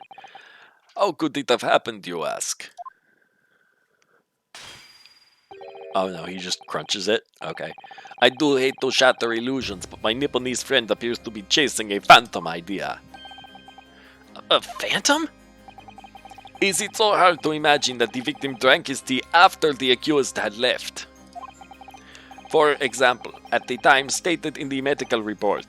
Yes, at around 1:30. Mr. Natsume brought the tea with him to drink together with his neighbor. In Japan, there's a well-known saying.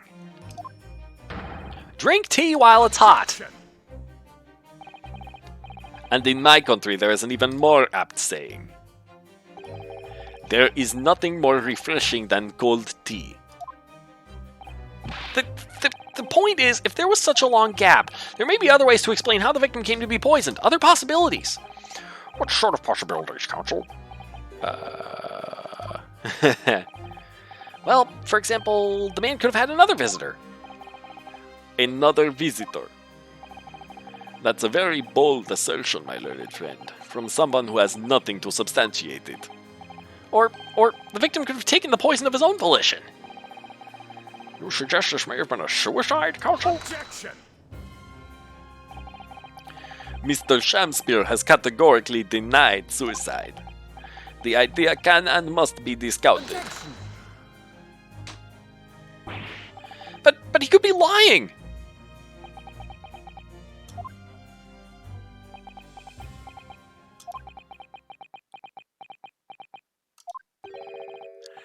Is something wrong, Lord Van Zeeks?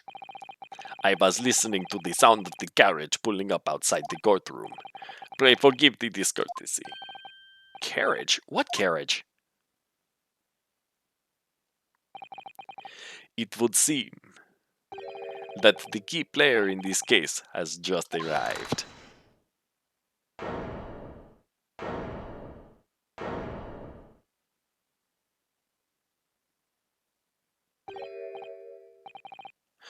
Out! Out, brief candle! Life's but a walking shadow! A poor player that struts and frets his hour upon the stage and then is heard no more.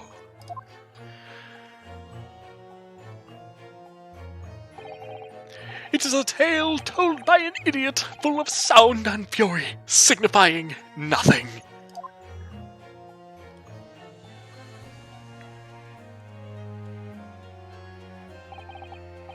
Who, sir, are you?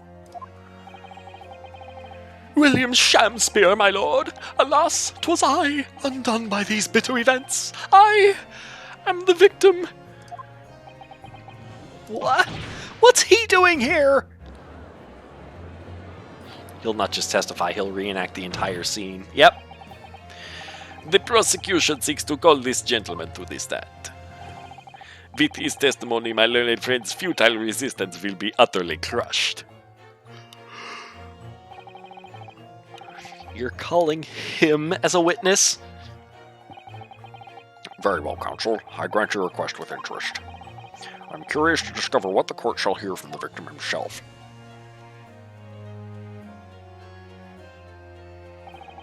Happy am I, Shamspeare, to regale thee with my tale of woe, my lord. But I still have my own tale to tell, my own tale of worse woe. I can regale the court with the tale of my perfect innocence, in perfect English. How dare you show up to the trial for a crime you're the victim of? That will do, Mr. Natsume. Let the court now hear from the victim.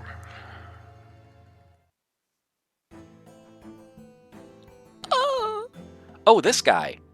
See, that's the interesting guy. All right, so that's Mr. Shamspeare, but who's that other man beside him? Yes, I feel sure that we've caught a glimpse of that man before. State your names and occupations for the court, please, witnesses. A writer of words so sweet they do scent the breeze, an inventor of ideas so profound they compose the earth. The unrivaled poet, the unmatched scribe, William Shakespeare. Were the great bard to be recalled to life anew, lo, what a magnificent man! Good fellows, I am he who ponders such a miracle, William Shamspeare. Oh, the name's Meterman. Adron B. Meterman. Adron B. Meterman. You're the gas guy? You're definitely the gas guy. Oh, thanks. Actually, yeah, I'm gonna give this guy a Popeye voice. The name's Meterman. Adron B. Meterman. I work for the Altamont Gas Company, East End Branch Office. Oh, I remember now. It was yesterday on Briar Road. Oh, yes. She's right. It's him. She's right. It's him. Oh, what's this?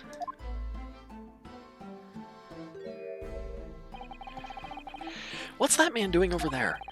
He looks like he's trying to see into Soseki-san's lodgings. Is something wrong, Mr. Naruhodo? Excuse me, could we have a word?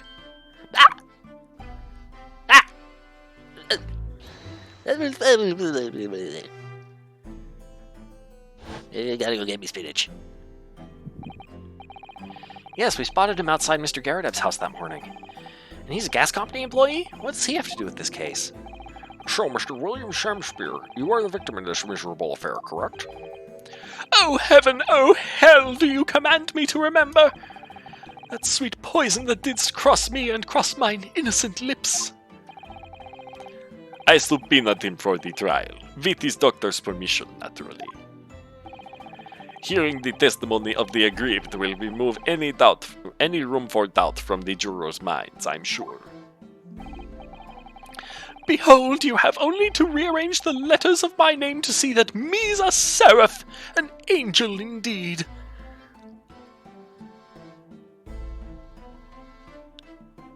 Oh, he's not kidding.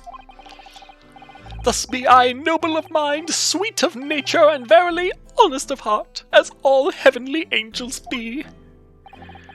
Because there isn't a less contrived meaning in your name? No, not at all. The jurors seem to be very moved by this man, I'm afraid. They're actually taking this seraph anagram idea seriously? Thank you, witnesses, for your illuminating introductions. But, my lord, what's the man next to Mr. Shamspear doing here? The gasman, I mean. What? Me? Well, now. Allow me to enlighten my learned friend. You recall, I presume, your earlier impertinence. When you suggested that the victim had another visitor to his room on the night in question, and moreover, that the victim is a compulsive liar. What? What? No, I didn't quite say that. Liar, there's no apostrophe in your name.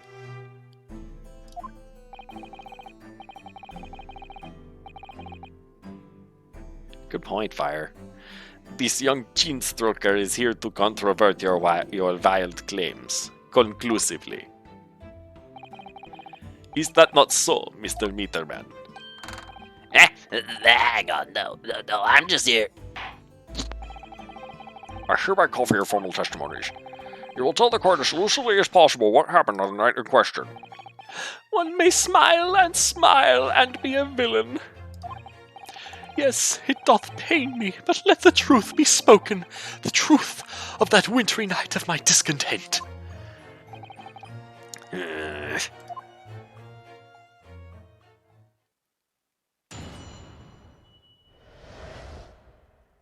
The wintry night of my discontent. The snow lay about. My neighbour did cometh in the evening, bearing a gift of tea. But marry bitter was his drink, and when he left I did fall prostrate on my table. 'Twas the tea alone did pass my lips that late hour, not else. I was outside this bloke's window in the freezing cold all night, keeping an eye on his room. No one else visited his room but that short little round-back Eastern fella.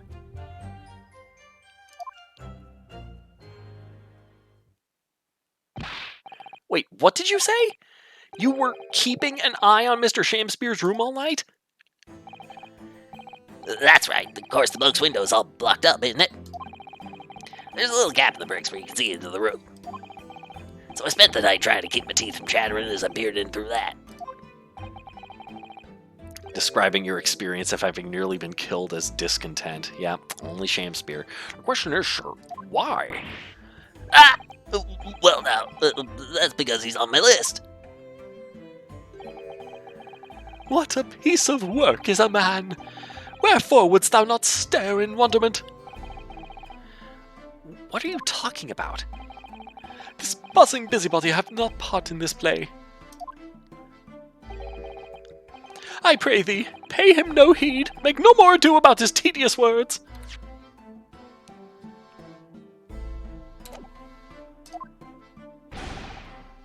What'd you say about me? Calm yourself. This court is concerned with what happened on the night in question, nothing more. Indeed, that is so. And as the testimony we have just heard clearly reveals, there was no one other than the accused present at the time who could have carried out this crime.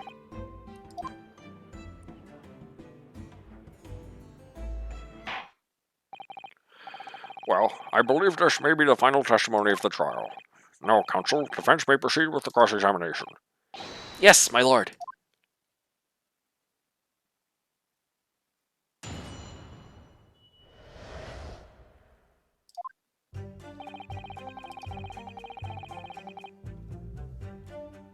Hold it! To be clear, by neighbor, you are referring to the defendant, Mr. Natsume? Oh, indeed, sire. Perchance thou wouldst that I call him the man from upstairs? And at what time did the mustachioed Nipponese visit you in your room? Our meeting was promised for the hour of 9, and lo did he come to tender a gift of fragrant tea. Details which are in accordance with the defendant's own testimony, yes. And we were broiled in such a literary debate as history have not seen before. By which I presume he means Their discussion about who was the stronger, Romeo or Juliet? I, Shamspeare, did play the part of young Romeo, whilst my neighbour played the fair Juliet. Each of us dressed as would our characters be, to bring weight upon our merry experiment. I dare not imagine the scene. Frailty, thy name is woman. Canst thou imagine how dismayed I was? Yes, I had heard of the Eastern art of jiu-jitsu, but never did I dream 'twould be a skill practiced by the comely maiden. Yeah, this is getting ridiculous. Juliet beat Romeo up? This is not helping our case. I believe the court has heard enough about your earth-shattering literary debates. Perhaps you could reiterate your statement about the tea that the accused had brought to your room.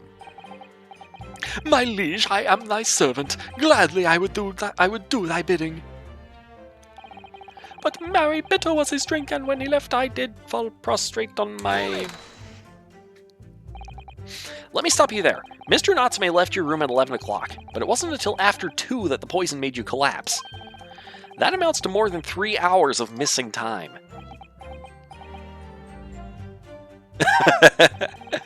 If the defendant had really put the poison into your tea, that 3-hour window of time is something you're going to have to explain. Gladly. 'Tis an easy task. What? I did drink of the tea, not while my guest did tarry, but after he took leave of me. Faith, 'twas stone cold, but at 1 hour post midnight verily were my lips parched. Objection! That doesn't sound normal. Nay, 'tis quite ordinary, sire. After all, We may have to challenge. May have someone challenge Soseki man for best dancing. Yep. thou wouldst recall our fiery debate. Amidst such argument, there'd be no time for fiery tea.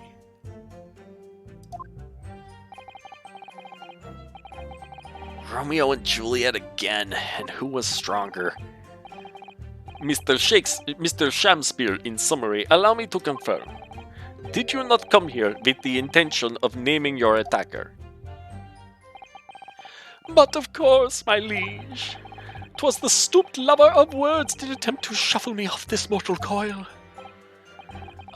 We all know what that means. 'Twas the tea alone did pass my lips that late hour, not else. So, you didn't have any kind of evening meal? Dinner? Supper? Ha! Fie on luxury, fie on gluttony! To eat thrice daily is but a waste of time. Sorry? I would that my belly were full, no more oft than the sun doth rise. Well, Well, most heroic eating habits, I must say. Night and day do I fill my hours with learned study of the great bard and playwright. Hence is it that there doth not in my chamber be than the costumes of mine art. That would appear to be the case, as even a rodent was found starved to death in your room. Now I think of it, it's not just food that was conspicuously missing from that room, is it? I don't recall seeing a single play or script anywhere. For I have devoured them all. You've eaten them? Every word be within my skull. Didst thou imagine otherwise? Right, that wasn't misleading at all. Now, could you turn around, do you think? Which brings us to the conclusion. The only way the poison could have passed the victim's lips is in the tea.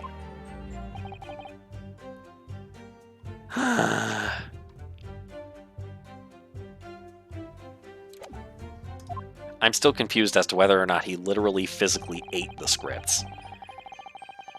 I was outside this bloke's window in the freezing cold all night, keeping an eye on his room. Hold it! But the windows of that house have all been filled in. A historical artifact of the now defunct window tax. Yeah, you're right there. All bricked up horribly. But as it happens, there's a little part of the brickwork at the bottom corner that's been opened up. I was looking in there through that gap. Yes, there were a few bricks loose, weren't there? And for some strange reason, a couple of bars of soap lined up on the ledge outside as well. I don't like going around poking my chin in other people's business, especially on freezing cold nights. But them's my orders, so that's what I'll keep doing, as long as there's breath in my body.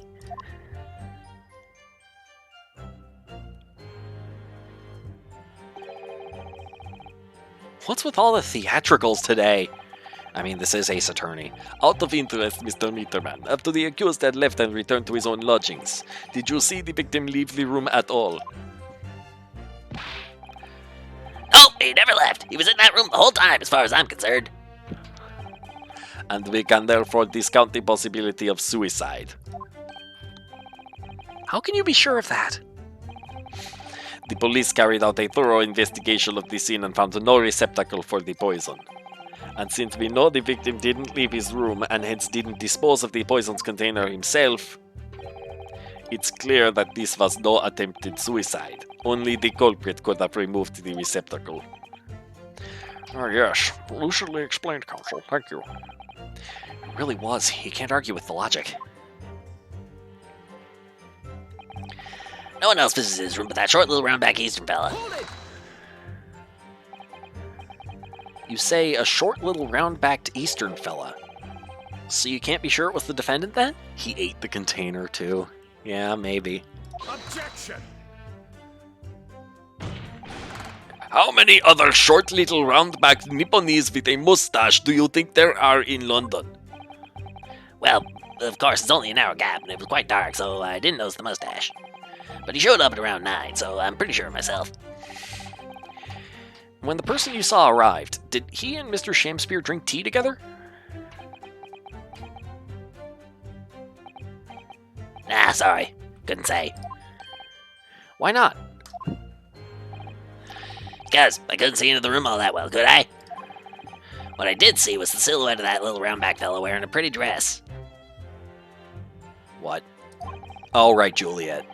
Then the pair of them started some kind of wrestling match. I tell you, I didn't know what to make of it. I suppose that was the Romeo and Juliet championship battle getting underway. Mr. Meterman, allow me to confirm one final time. Apart from the accused, can you state with certainty that no one else visited the victim on the night in question? No question. Gaspard's honor. Huh? There's a hold it now. From whom? Hold it! My lord! My lord! Hold it, my lord! Goodness me, yes, Mr. Foreman? I've kept my mouth shut and listened up to now. This is going on long enough. Are you all with me? Yes! Are we to understand that you ladies and gentlemen of the jury are in agreement with one another? Oh, you meant that guy when you said tall hat man. That you've reached a unanimous decision? Too right we have! You're all with me? Yes! Wait, no! The defense is in the middle of a cross-examination! To be honest, I was holding out a bit of hope for you, young man. Especially after you identified those few hours that followed the accused leaving the victim's room. Victim's room? Yes, the 3 missing hours, as you put it. Troll vampire man and just a quit. But in the end, what difference do they make? None, as far as I can see. And since that's now apparent, there's really no reason to delay our decision any longer. Like I was saying before, if I don't take 5 bob home with me tonight, the missus will blow her top. Oh, what's that? Sorry, I didn't quite catch what you said. Very well, let the court be apprised of your decisions. Ladies and gentlemen of the jury, you will state your leanings as to the defendant's culpability. Guilty. Guilty. Guilty. Guilty. Guilty.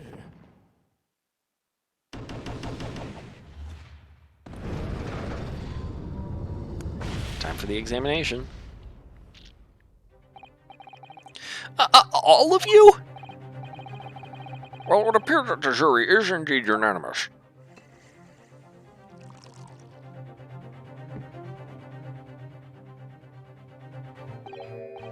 So, this time at least, it seems justice will be done. All's well that ends well, as they say. This calls for a toast, I feel. To the guilty being punished. Get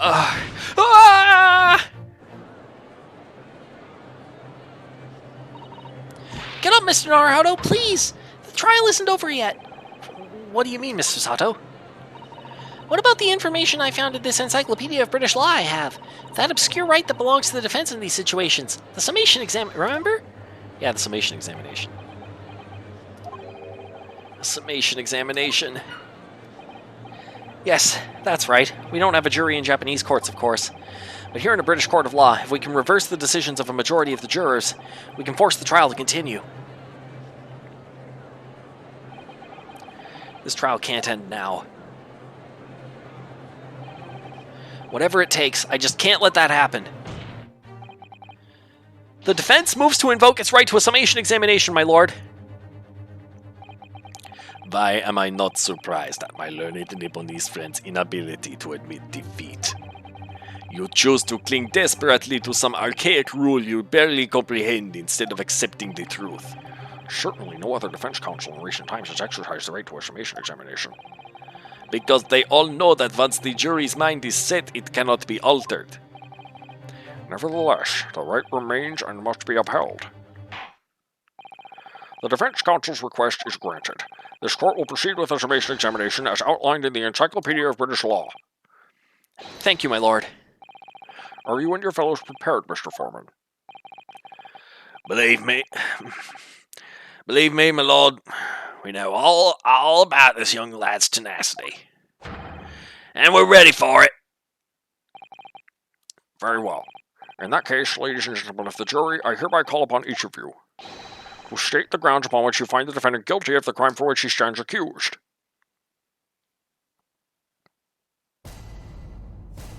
Judicial findings.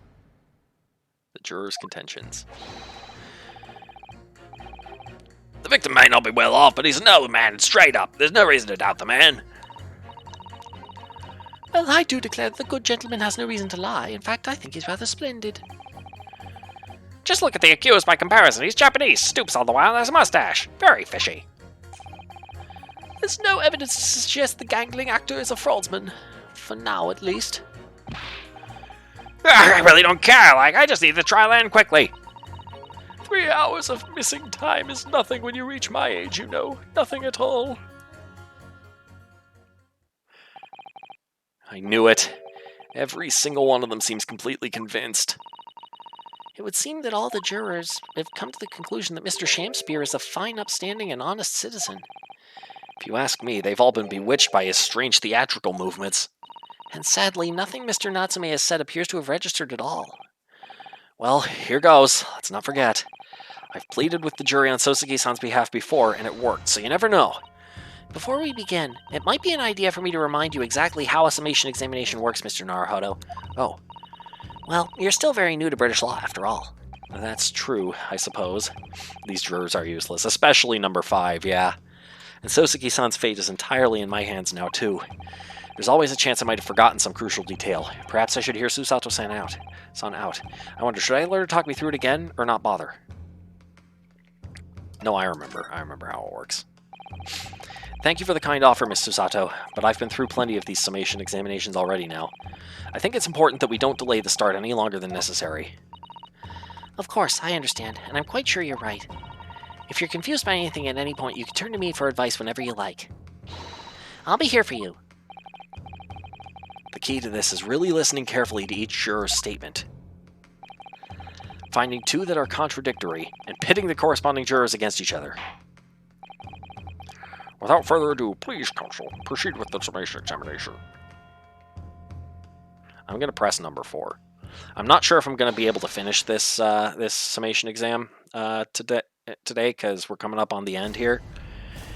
And I need food, and also I need to give my voice a break, and also Dad wants me to go mow the lawn.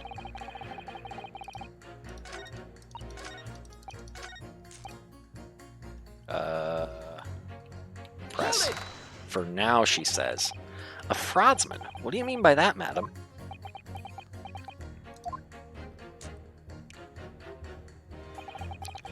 It really is a most tiresome problem for the company. Most irritating. We can be absolutely certain that a customer is stealing from us, but without hard evidence, we can't even threaten to take action for fear of being sued.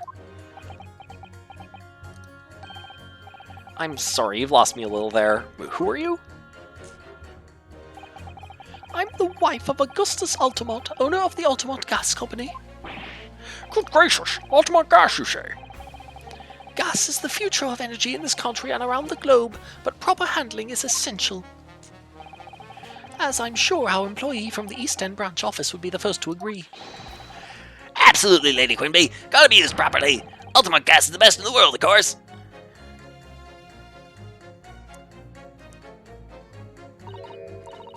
I think we may have solved the mystery of the bow from earlier, Mr. Naruhodo. Right, he bowed in deference to his employer's wife, did he? So would I be right in assuming that the reason Mr. Meaderman was watching what Mr. Shamespeare is up to in his room? I'm afraid that there's no end to the lengths the population of the East End will go to in order to steal our gas. So I really have no choice when the company identifies somebody as a possible fraudsman. But to dispatch a worker to watch the suspect day and night. We're very thorough in our investigations. So you mean Mr. Shamespeare is... I wouldn't come out and say it in public. But you can finish that sentence with a grubby little gas thief! You have noticed the public gallery in here, have you? The eye of man hath not heard, the ear of man hath not seen. Faith, wouldst thou wound me with thy words were I to let them penetrate the skin. But seraphs hear not insults, only choirs of angels in song. We may not have evidence yet, but my workers won't stop buzzing around you until they find it. I'm noticing a very strong bee motif with Altamont Gas here, because Popeye Meterman guy looks kind of like a bee, and now we got the bee patterned parasol here. See, this is the queen bee. And when they do, you'll find yourself blasted back to your angelic heights in an Altamont Gas explosion! So Mr. Shamespeare has been stealing gas. I wonder, juror number 4, if you wouldn't mind adding that information to your statement? My pleasure. Was it the bit about ripping that thief apart you enjoyed? A little before the part about abject violence, if it's not too much trouble. Yes, of course. Bees are very cool. Yes, save the bees. This could be it. This could shift the balance, I think so. The victim puts on a fine performance, but in reality is a common thief of my company's gas!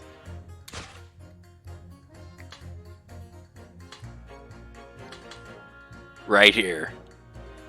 Objection!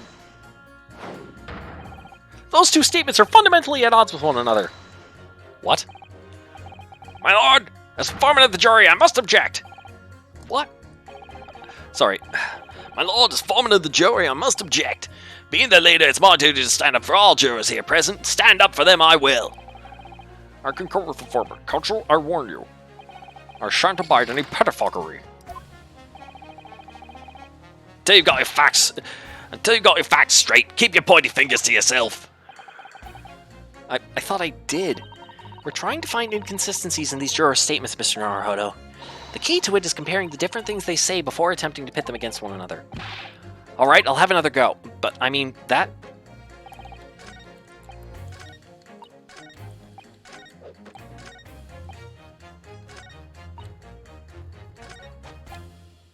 The victim may not be well off, but he's a noble man and straight up. But that contradicts what number 4 said. I don't get it. Fine, I'll press you and see if you can change anything. Well, there are plenty of people in London who seem noble but poor. Couldn't some of them also be liars? I've no doubt about it.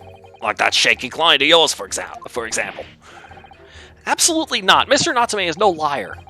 Look, the point is, the only thing that passed the victim's lips that night was that Japanese man's tea. When you take the gasman's testimony into account as well, the truth couldn't be any clearer. Ah, well, that's alarmingly logical.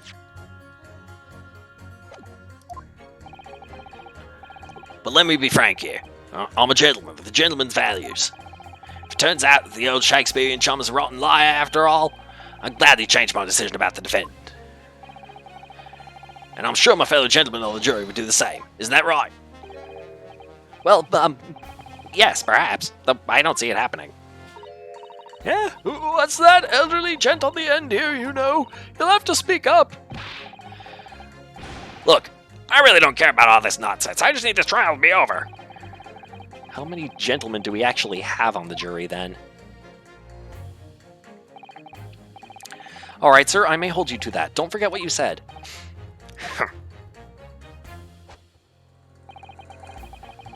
Alright, if you can show me the victim's a liar, I'll reconsider my... Yep.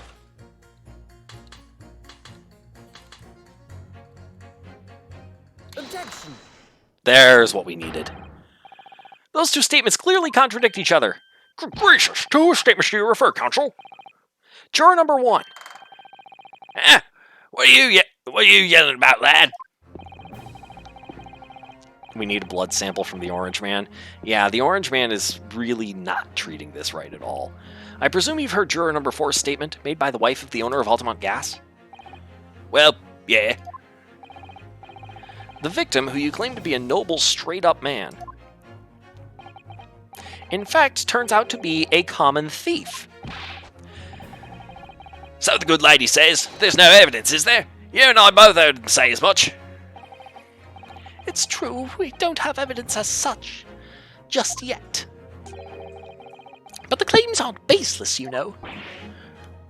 What? You heard me, seeing as his operation has already been compromised. I would suggest that the court hears testimony from our East End branch office employee over there. I'll do whatever you say, my lady. Gaspin's honor.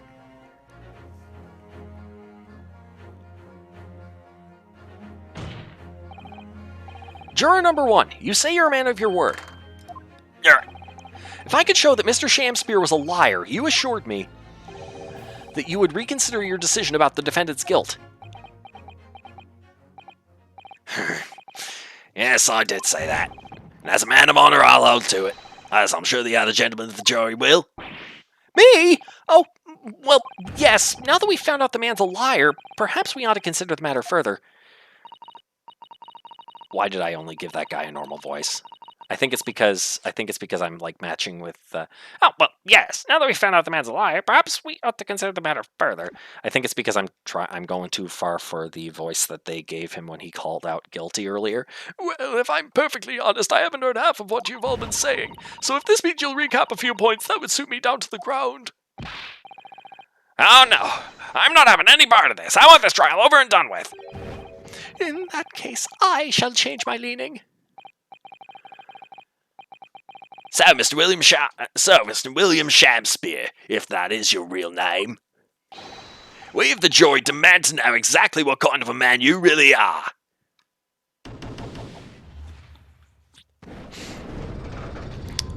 Alright, so that was a quicker summation examination than I thought it was going to be. That's 4 jurors! 4 for not guilty! I think this is a good spot to end it, because I gotta stop, and I gotta go do stuff. And I gotta give my voice a break. Fine, save a second time. There. And thank you for watching, everyone. Be sure to follow and subscribe. I have emotes like Malical Dad was using there earlier. And yeah, don't miss Thursday when we're going to do some more Super Mario Island. And hopefully, I think, to my understanding, there's only 2 more. There's only 2 more challenge levels of Inscription for Perry to get through before he can move on to something else. I do know there has been demand for his talents, shall we say, to be put to use against other such monstrosities in Phasmophobia. But again, that discussion will have to come up in the Discord. Speaking of which, join the Discord so that you can be part of this discussion and maybe part of a future upcoming event for Thursday Night Terror, and for other such events, of course. Anyway, I think I've covered all the bases, so thank you for watching, and yeah, I am definitely losing my voice now, so I will sign off here. Till next time.